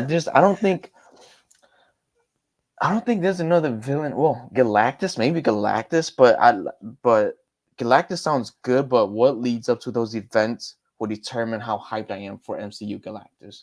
Well, the thing is, if they do Galactus, that means we have to have Fantastic Four, Yeah. and we don't have them yet. Yeah. Not yet. That's They're why I they're said still like everything that leads to Galactus has to be good for me to be hyped up for that Galactus in the MCU. Dude, there's like so many rumors of like different casting choices for Fantastic Four.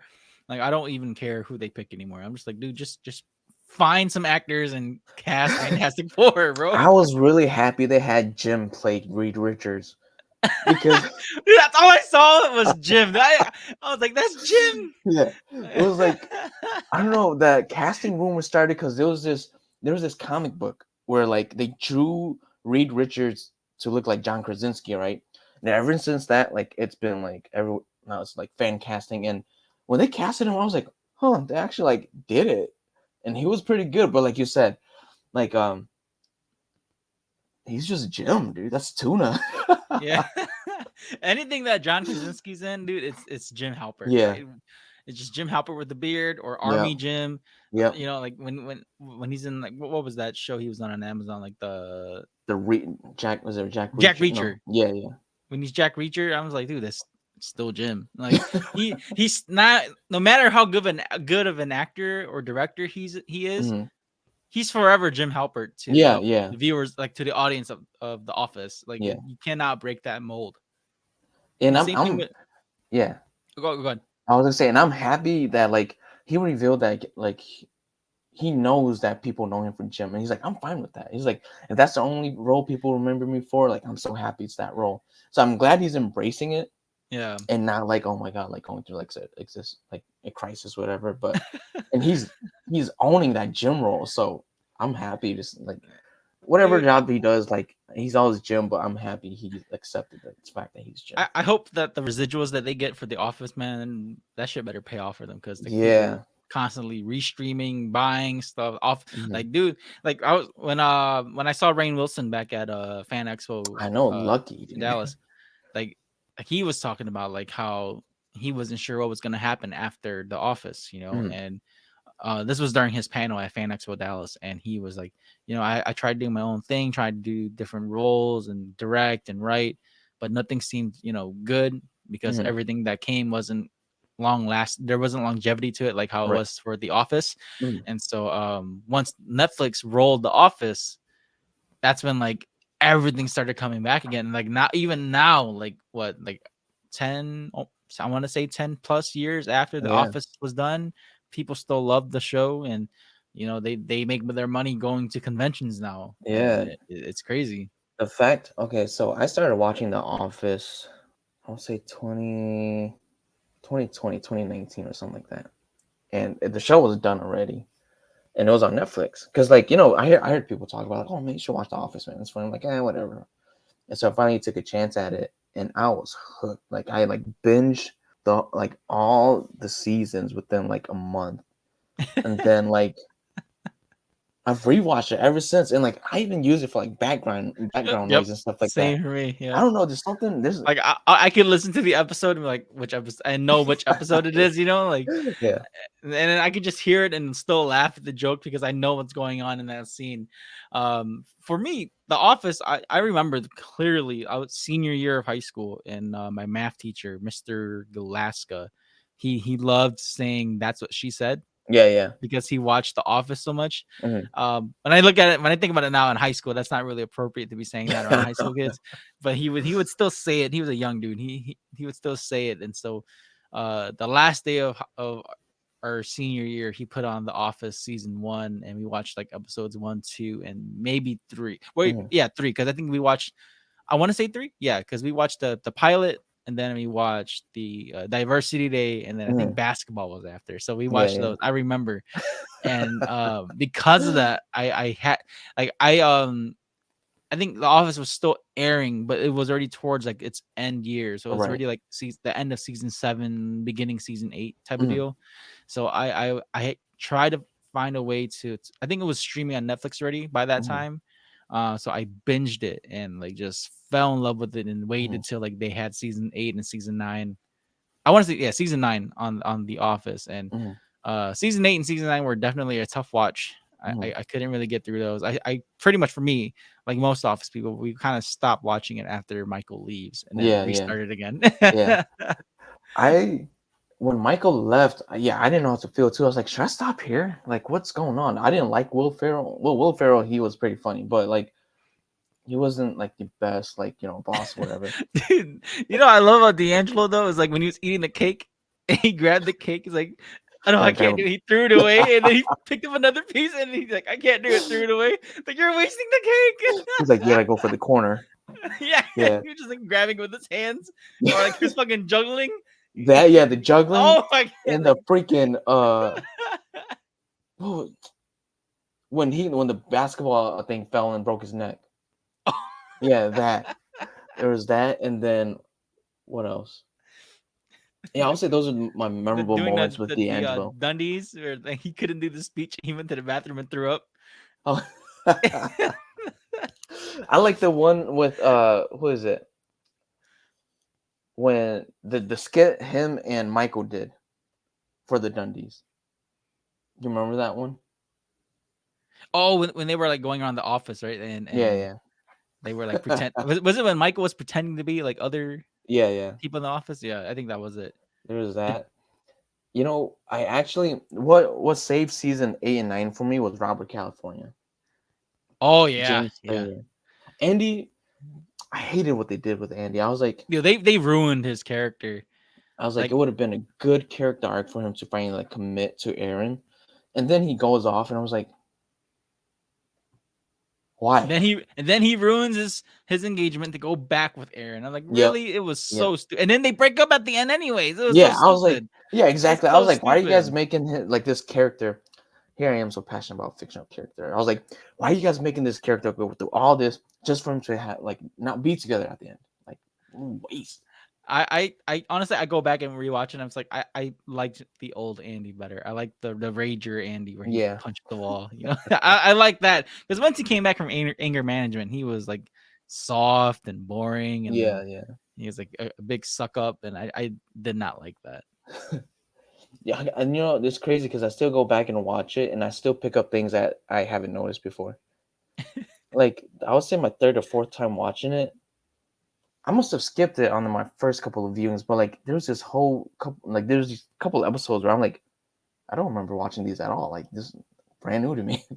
What makes the show so great though is like just the little subtle bits of humor, like the episode where they're losing weight and they're all like standing on that platform to weigh themselves, and Andy spits on the floor, and like the warehouse guy walks by and he almost spits at his feet. Yeah, he looks up back up at Andy, like the little subtle humor of that, like. I fucking laugh all the time. It's so stupid, but it's so funny. Did you? I laughed super hard. Okay, Robert California again, or like where his wife was gonna come in, but then he goes to Andy's like, "Don't hire her. Like whatever, like I say or do, like don't hire her." And then like they confront him, and then like Robert California's wife was like, "Andy, tell the truth." And Andy was like, "Well." Robert came to me and said, whatever reason, don't hire her. And he's like, you lying son of a bitch. And he's like, I don't know, those face expressions, like you said, the small things like crack me up. I don't know. I can't. There will never be a show like The Office. People. Oh, no. Like today, they would get canceled immediately. Yeah. Like, that's what I hate when people are like, oh, man, The Office would be so good in today's world. We get to see what Michael thought of COVID. I'm like, dude, it would not survive in today's day and age. Everyone is so soft. They'll be upset at what Michael said. Even now. You go back to what Michael was doing back in like season 1 and 2, shit was super fucked up. Yeah. What is it? What line did he say? He was like, that's what he said, right, guys? Because of gay. Yeah. Dude, the episode where they were like we can auction off people like in the olden days, and then the camera pans to Stanley. I'm like, dude, like it's so messed up. Or Diversity Day where the guy's like, my name is Mr. Brown. Like, almost got me there. I didn't want to call you that. Like, there's that, and there's the one where Michael marked that Asian girl with the marker. Yeah, the Christmas episode. He's like, all waitresses look alike. That shit could not pass today. It's so bad. That's why that's why like I love the jokes though. Like it's not racial. Like Michael's humor is not racial on purpose. He's a complete airhead. Right. When he was doing the Ping act and he had the glasses, and the buck teeth, and then at the Applebee's, and they pan to that Asian girl in the back. Like, dude, Michael is clearly not aware of his environment. He's doing like stupid like stereotypical racial jokes, not Right. realizing that there's Asian people behind you Right. looking at you do this shit. You know, that's what makes it funny. There's this interview. It's a very I don't know where I saw it from, but I think it must have been on like one of the office Facebook groups.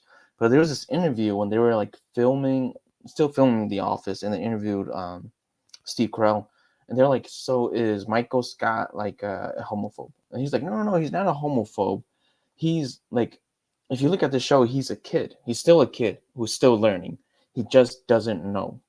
Yeah. That's why it's like he was like, if you watch his progression where he actually learns about it, then he's like, "Oh, okay." But like, if he doesn't know about it, of course he's gonna make fun of it and stuff like that, you know? Yeah, like the episode where he outed Oscar. Yeah. He was like, you know, I can't say the word on the podcast, but you Right, know, right. when he said the F slur, Yeah, he was like, you know, when we said that we were poking fun at each Yeah, other. yeah. I didn't know that, you know, that you were offended by it. So Yeah. that's why, like, at the end he kissed Oscar in that episode. But okay, I don't know if did you know this? Like that was improvised. Yeah, that yeah, scene? yeah. Yeah, Yeah. because I was like, gold. because like I don't did you get to meet Oscar Nunez at all? I at did. a con? I Yeah. got to meet Oscar and Meredith. What was Meredith's name again? Kate Flannery. Yeah. Yeah. Met both of them at Motor City Comic Con back in 2018. Oh yeah, me too. I met them there too. Dude, they were. Kate Flannery was. I'll be honest, she was okay. Mm. Oscar was definitely the nicer one. I hate to ruin it for people though. Like maybe it was my interaction with him, but Leslie Baker, he was okay. Mhm. I felt that he brushed me off a little bit. Mhm. But it was I just took a photo with him and that was it. So that's all Yeah. I wanted to do. But meeting Rainn Wilson for the split seconds for the photo op, even Mhm. my mom loves him. My mom loves Dwight. Yeah. So like we got to meet him. My mom was geeking out. I was like, oh my god, it's Dwight. Like he was nice. Dang. But for sure, Oscar Nunez was probably my favorite out of the Office people that I've met so far. Oh, really? Yeah. Yeah. I was too starstruck to even say anything. You know, when you get up there, you have all these questions and stuff like that. And I get up to him, I was like, "How's it going, Oscar?" He's like, "Hey, how you doing? Like, how's your day?" Like, he'll talk to you, right? But then I'm like, "Oh yeah, it's good. And how about yours?" And like the whole time, I was just like it was the same with Oscar and Kate. Like, I have all these questions, and then I get up to them and get starstruck, and you don't say anything, and like that's what it was. And I feel like they knew, and because they both patted my back and they took a picture, and they're like, "All right, like take care of stuff like that." I'm like, yeah. And then you walk away, and you're just like, what the heck? Yeah, I asked Oscar right away. I was like, hey, so I'm pretty sure you get this a lot, but you know, the kiss with Steve Carell, how was that? And he laughed. He's like, yeah, that scene was completely improvised. You know, you go back and watch that episode. Everyone's face that's their real face. Like, they were not expecting it. So like now I go back and rewatch. You look at the Pam, the actress for Pam's face. Like she was like, oh my god. And you see BJ Novak like looking, and he's like trying to cover his face too. But yeah, that was pretty cool. Yeah. I didn't get to meet Creed personally. I know he was at Fan Expo too, but then I saw him do like a live concert thing where he like played music. So I got to see him. I got to see him like up close and personal, and he talked about his experience on The Office too. But that was like the only time I saw Creed, and then I know everyone loves Kevin because of the whole chili thing. Yeah. And then the Funko Pops too with him holding the chili. Yeah. So he was in Minnesota not too long ago. He was at Maplewood Mall doing a book signing. Yeah. Oh yeah, he has that chili book thing. Oh yeah.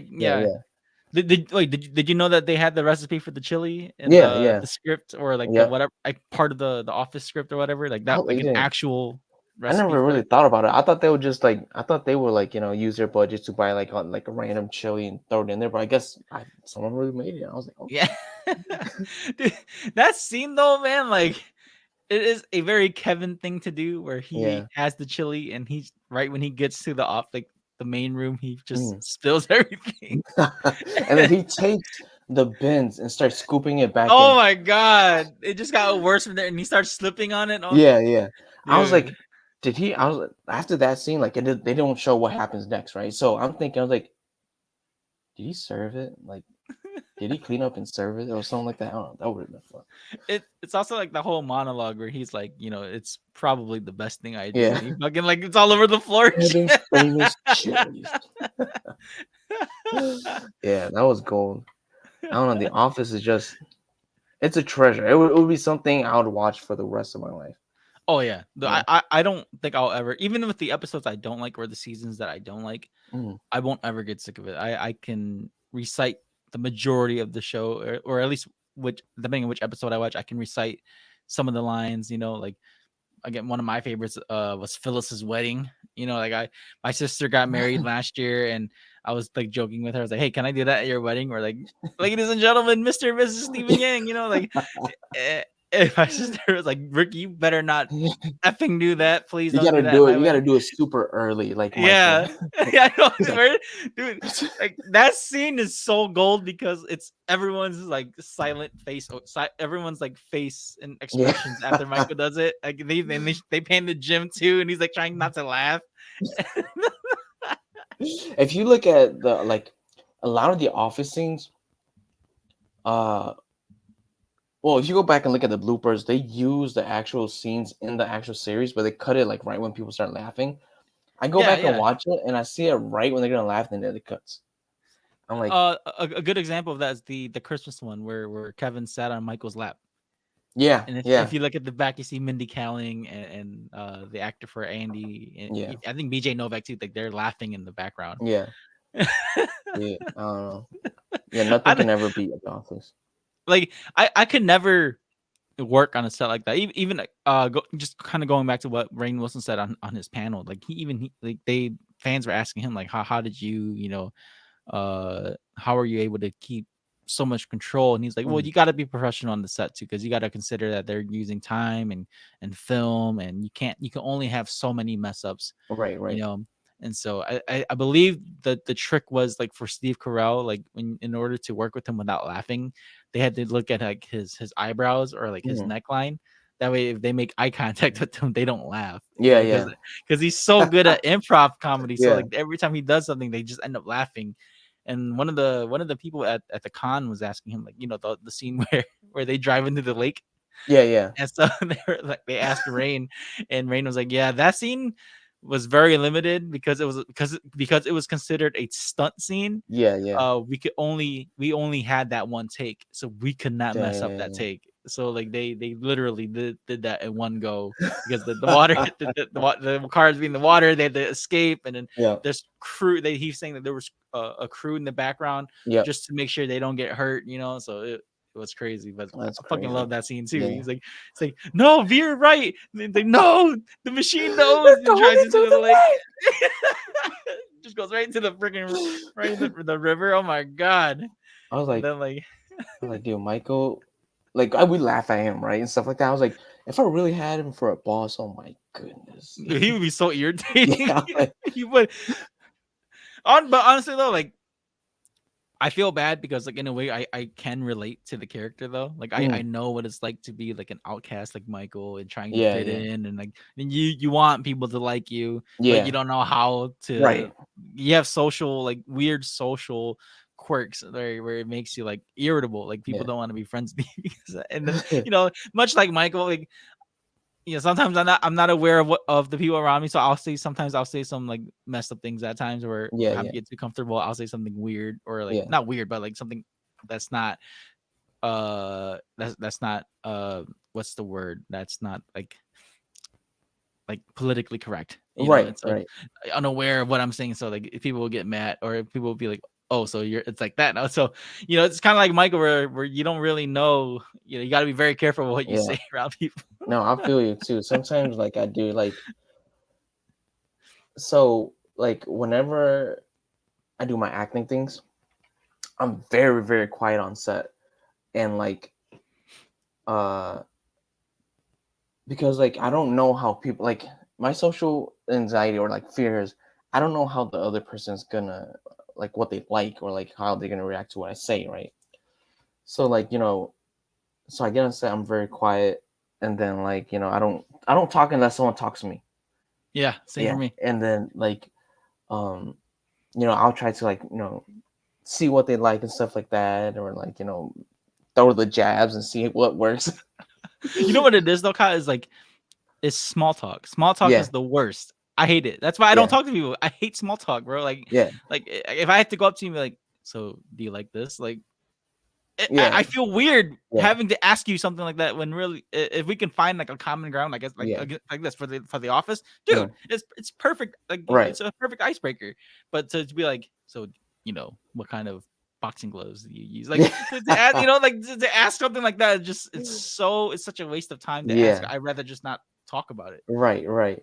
And it's like the conversation kind of goes nowhere. And like it's like 2 to 3 sentences max, and then it's like back to being quiet again. It's like, Yeah, then that awkward silence kicks in Yeah. and just like, all right, well, I'm gonna go, you know, Yeah, just yeah. leave, just leave. Yeah. I know exactly how that feels. I Yeah. hate it. That's why I'm terrible at making friends, dude. Like I'm only good at making friends with people if I know like the common denominator. Like if we have Right. mutual friends or if there's a mutual interest, then I can definitely try to find ways to be friends with you that way. But for me to be in a room and like try to greet people and like, hey, my name's Ricky, how are you? You know, like Yeah, no, yeah. that was my dad. That's not me. Yeah, my dad, when I was a kid, I was actually like that because my dad, he's very like, like, okay, we're Christians, but then he was very adamant about the monk culture. Like, hey, like when people come, you shake their hands and you greet them with respect and stuff like that, right? So, as a kid, I would shake every OG's hands until I was like about like 13, 14 years old, or even beyond that, like until I was like 17. And then like something happened where like I don't know if they were like being like legit or they were like making fun of me, but then they were like, oh man, this guy's gonna be the future like leader, like Hmong leader or whatever. And I don't know why that was like, and I was like, is he mocking me or like is he being for real? And ever since that, I was like, I'm not gonna shake anybody's hand unless I know you. I'm not trying to be a leader. Screw this. Yeah, I was like, Too much work. I was like, I don't want to be the Hmong community leader, man. It's crazy. Dude, Not saying that there's anything wrong with the Hmong community, just saying like it's a lot of work. Yeah, but you know, damn, we're almost 2 hours in, bro. I think this Oh dang. is this longer than hold on. Is this longer than the last time we did? I think we did almost the same time. But we were talking about the boys. Yeah. Yo, the boys though, Gen 5. Did you see the trailers for it? It's like Isn't it out already? I don't know. I don't know if it's out, but I know it's like My Hero Academia, but the boys. Yeah. I I want to watch that. The Boys is a breath of fresh air to the superhero genre. Finally have bad superheroes. So we were at 2.5 hours the last time we spoke. So we're okay. just a little bit under that. But cool. no, but the boys is definitely I can't wait. Jeffrey Dean Morgan is in it now, and then like they talk about what's his name? Homelander's dad. What was his name again? The scientist dude. No. The Patriot guy, the Captain America. Yeah, I know who you're talking about. Yeah. I forgot his name already, but he's supposed to be coming back too. Okay. So Soldier Boy, right? Soldier Boy. Yeah. I'm trying to think of the actor's name. I forgot. He was in Supernatural. Yeah. Too. Yeah. Jensen Ackles, I think. Yeah. Yeah. He's supposed to be coming back. Dude, I didn't even know like he got too buff for the role. Like he was supposed to like bulk up for the suit, and then he bulked up like Chris Hemsworth. He bulked up too much. Yeah. I didn't know like, that either. Yeah, I didn't know that. I was like, some of these actors are like way committed. Like they'll get like yeah. Tom Hardy's a good example. Like when he bulked up to be Bane. Oh my god. Tom Hardy, Christian Bale, Joaquin Phoenix, and who else? The dude that played Abraham Lincoln.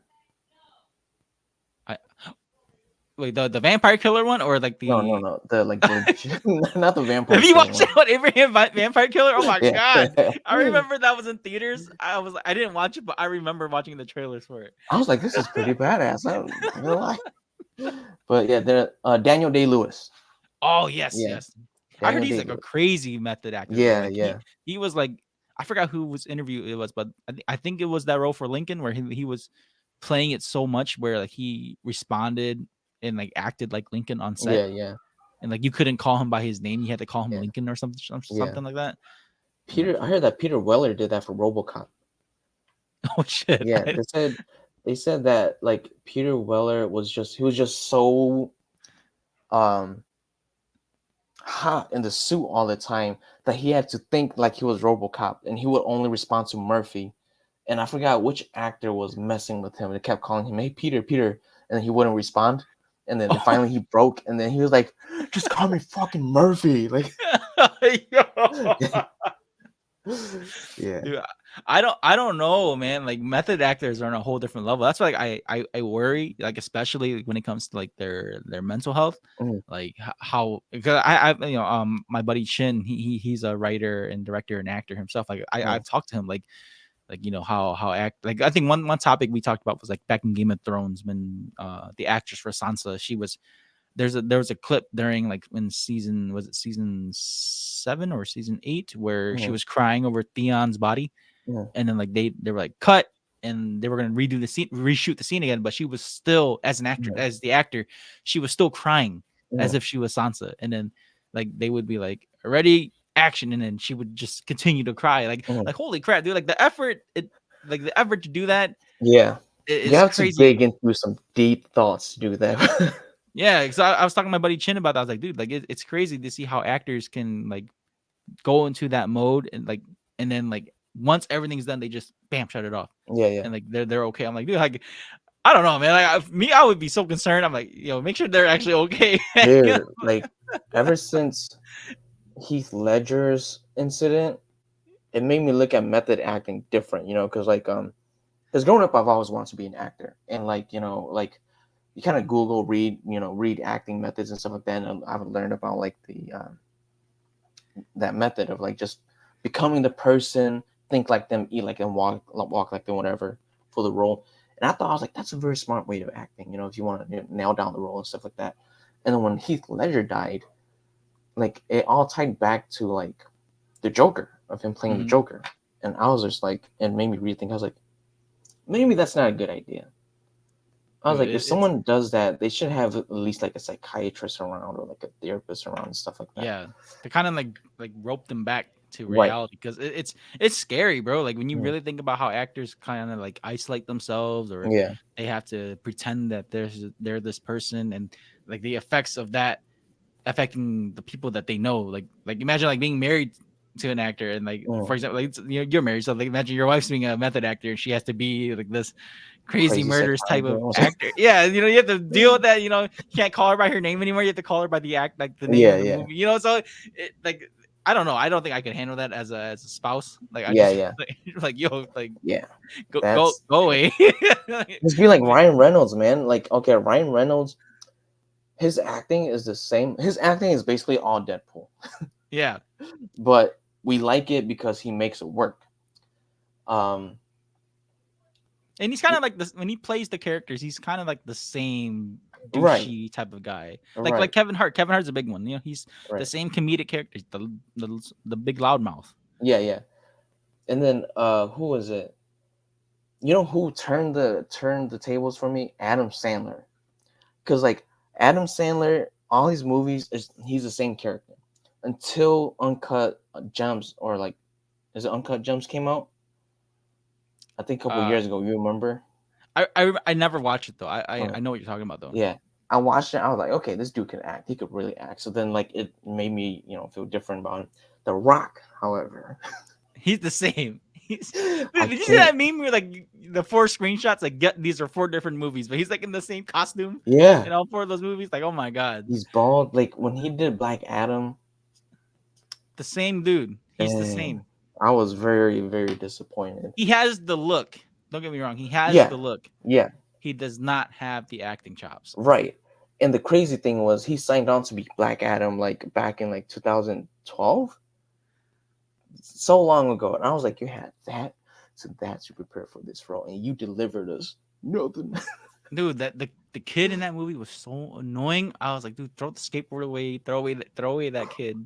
Cringe. There was no reason to have that kid in there. When he was making the speech at the end, he was like, everybody. I was like, ain't no one listening to you, man. Like you're the reason why all this is happening. And you're like, stupid kid. I know. I was like, dang, dude. Take him out of here. And I hate the idea that like actors like Dwayne Johnson and Vin Diesel, where like it's in their contract clause where they can't lose. That is so stupid. So like that's why like I get so mad when and everyone's like, oh, he's gonna fight Henry Cavill. Yeah, they're gonna fight, but no one's gonna lose. Right. Like he's not gonna lose to Henry Cavill, and of course we don't want to see Henry Cavill lose. Right. You know, and so that is just such a dumb thing to put in movies because you don't want those actors to like lose face if they Right, lose right. a fight in a movie that they're acting in. It's not even I- a real fight. Yeah. Dude, I legit the way Dwayne Johnson, The Rock, was like marketing Black Adam, I legit thought Dwayne Johnson was gonna be part of the creative teams like he was gonna be part of the creative team behind like the future DC movies. Like Okay. because you know how he kept saying the hierarchy of DC is gonna change, or like the DC movies are gonna change forever, blah blah blah. I'm like, is this dude part of like the producing team now? Like, is he? I think he was aiming for like trying to make Black Adam the main character. Yeah, that's what I he was figured aiming out. I was like, okay, so Yeah. he's trying to replace Superman. I was like, dude can't. Yeah. Like dude, like Black Adam, even in the books, he's not a hero. The No. dude does his own thing. Yeah. He lives off in his own country. Mhm. No one fucks with him until he wants to fight back, and then Yeah. Superman has to come in or Shazam has to come in. Yeah, I was really looking forward to like a bad guy DC movie, like because in the comic books he takes over Kondak. He doesn't like no one's all like, oh, Black Adam is his hero, let's praise him. No, he legit comes back to He's a dictator. Yeah, makes it into a communist country, joins the Justice League, whatever. But no one likes him. So like, yeah, he's a dictator. He's like ruling people under his thumb. But this one, he's just like, I'm the protector of Kondak. I'm like, And then they Captain America him in the movie. yeah. I was like, dude. Really? I was like, you guys hyped this movie. The production value was kind of bad. Like the Dude, CG was so noticeable. The only good scene was his first fight scene where he first wakes up and Yep. like he starts like teleporting and shocking with his lightning. That was the only good fight scene. Yeah, that I like Doctor Strange. Dr. See, Fate. Dr. Fate. James Bond. Yeah, I know. Yeah, his animation was really good. Yeah, his was good. Hawkman was okay. Adam Smasher was okay. I like Hawkman. He wasn't like all that, but he Yeah. was all right. He was okay. But like no for one me. really knows who Hawkman is. That's why like, you can't really judge him because he's not a top tier character. Right, Because right. you need Hawk Girl with him. It's Mhm. about them two, not they're not sectioned off. Right, right. And if they ever make a Hawkman story, like a movie, like I want it. His story is one of the stories where I wanted to stay kind of original to comic books because technically he can't die. He just keeps reincarnating. Yeah, no, And, that's what makes Hawkman and Hawkgirl's story so good, though. It's the idea that these two are continuously separated, they find each other, then bam, reincarnate. Like that, I love that idea. Like you could make honestly, you can make a good TV show out of Hawkman and Hawkgirl. Yeah, you could. Yeah, and then you know like who throw I in. thought was the cool. You remember Smallville back in the day? That Hawkman. Oof, that was quite a while ago. Not Yeah. really, but but yeah, that Smallville era, like that was like the jump of like live action DC stuff. Yeah, they played with that reincarnation stuff back in Smallville, and I thought it was pretty good.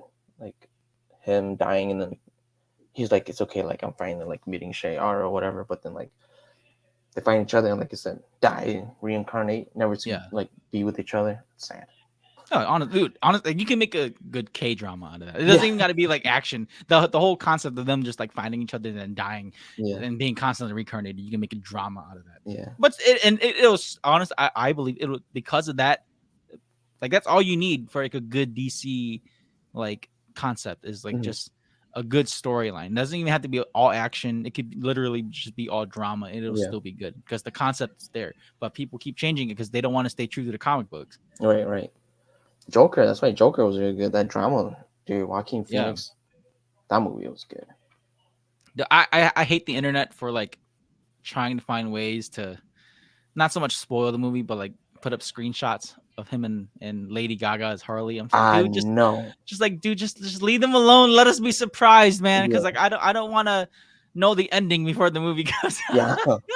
That's the thing with like social media nowadays. Like, okay, so there's been a couple of times where I deactivated my Facebook just for like personal reasons, but then like it's literally like social media is like connected to everything, and it's you can't escape like spoilers and stuff like that. No, even it's even in your algorithm. Like Yeah. I'm reading the Jujutsu Kaisen manga Mm. right now, and I thank God I'm reading it because I get Jujutsu Kaisen spoilers pulled up on my algorithm. I'm like, dude, I'm not even looking for this, you know. And they're like, oh, is Gojo doing this or is Yuji doing this? I'm just like, Mhm. like thank goodness I read the manga because I would have been so pissed seeing this panel right now. What is it? Anime related stuff. So I recently started watching One Piece. Oh, because of the Yeah, fifth because gear? of the new Netflix series coming out. So Oh, yeah. oof, So it actually looks interesting to me, probably because I didn't watch the anime or read the manga. I just gave up on live actions in Oh, general. really? The only good live action I'll say this I'll defend is Rurouni Kenshin. That's it.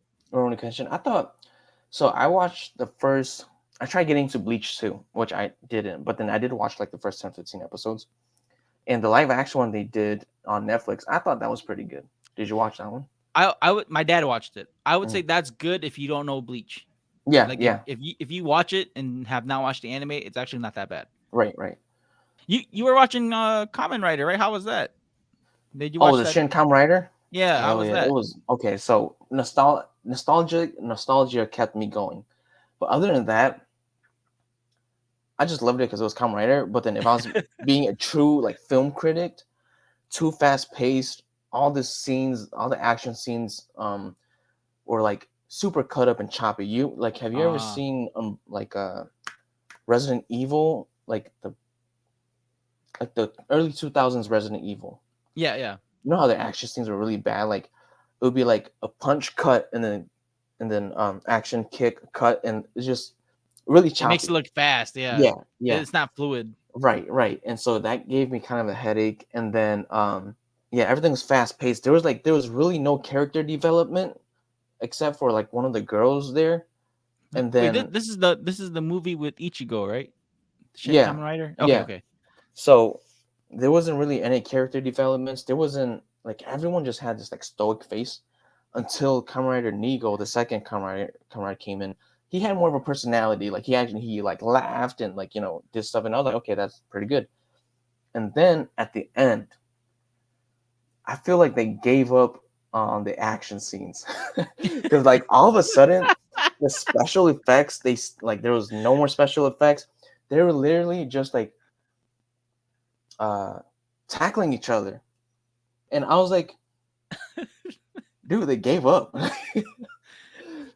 But our budget's running out. We yeah, can't do exactly. it. And like they were just getting pushed around and stuff like that, and and I'll say like I liked it because obviously it's Kamen Rider, and second, this one is more based off of the manga, the actual manga, than the TV show. TV show. Okay. Yeah, even the TV show back then was like different from the manga, because in the manga, spoiler alert, whoever hasn't seen Shin Kamen Rider yet, so Kamen Rider Ichigo actually dies for a little bit.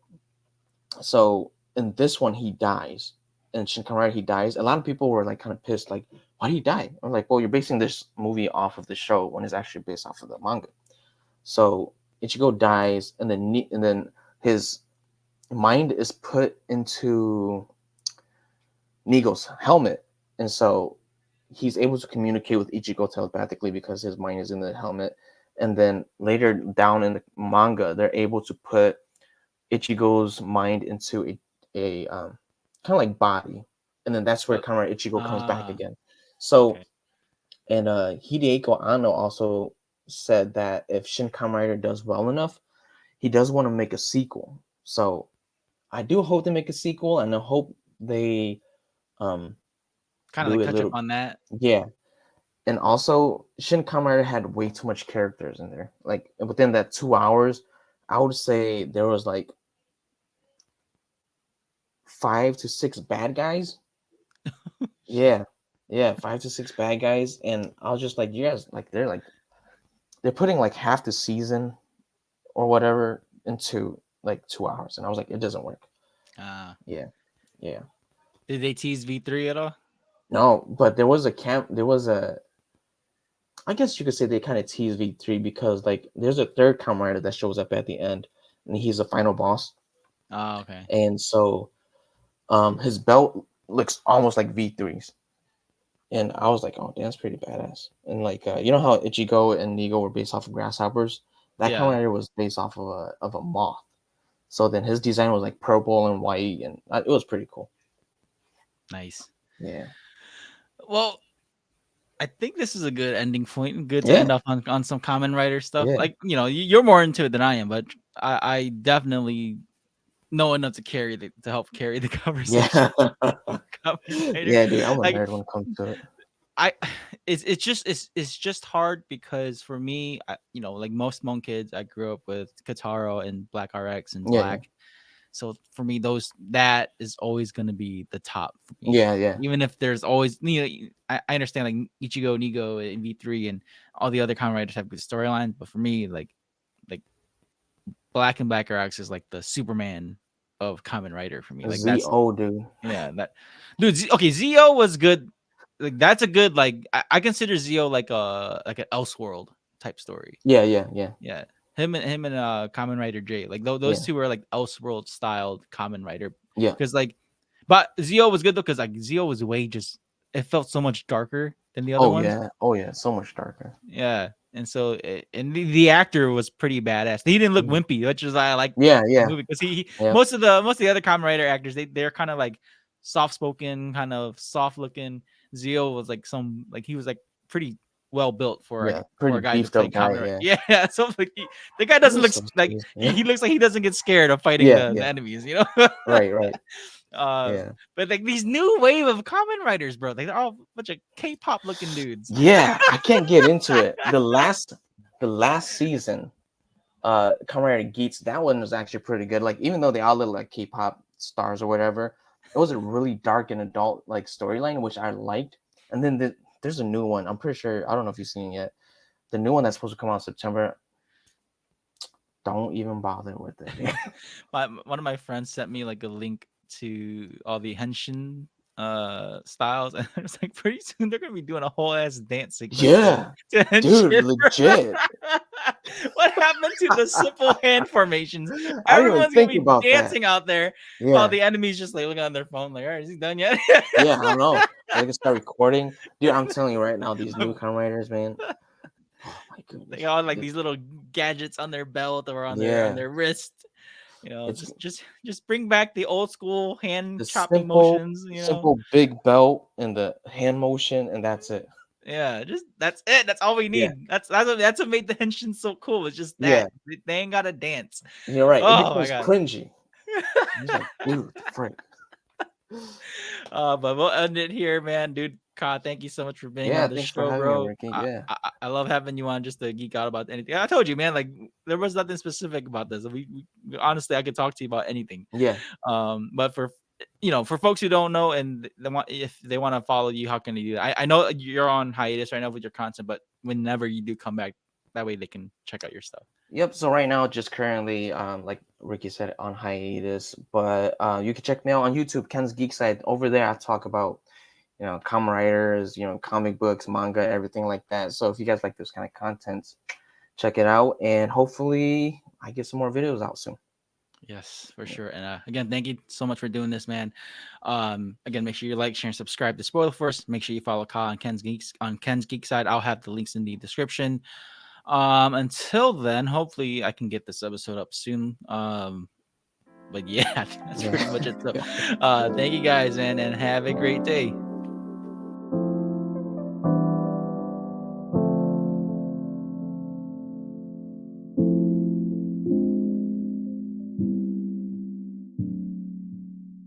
If you enjoyed this episode, make sure to give a review and rate Spoiler Force Podcast. If you want to get all Spoiler Force updates or even peeks at behind the scenes, you can join the Spoiler Force Discord community. And if you'd like to show support, give tips, recommendations, sponsorships, or any collaborations, you can email me at rickyvang92@gmail.com.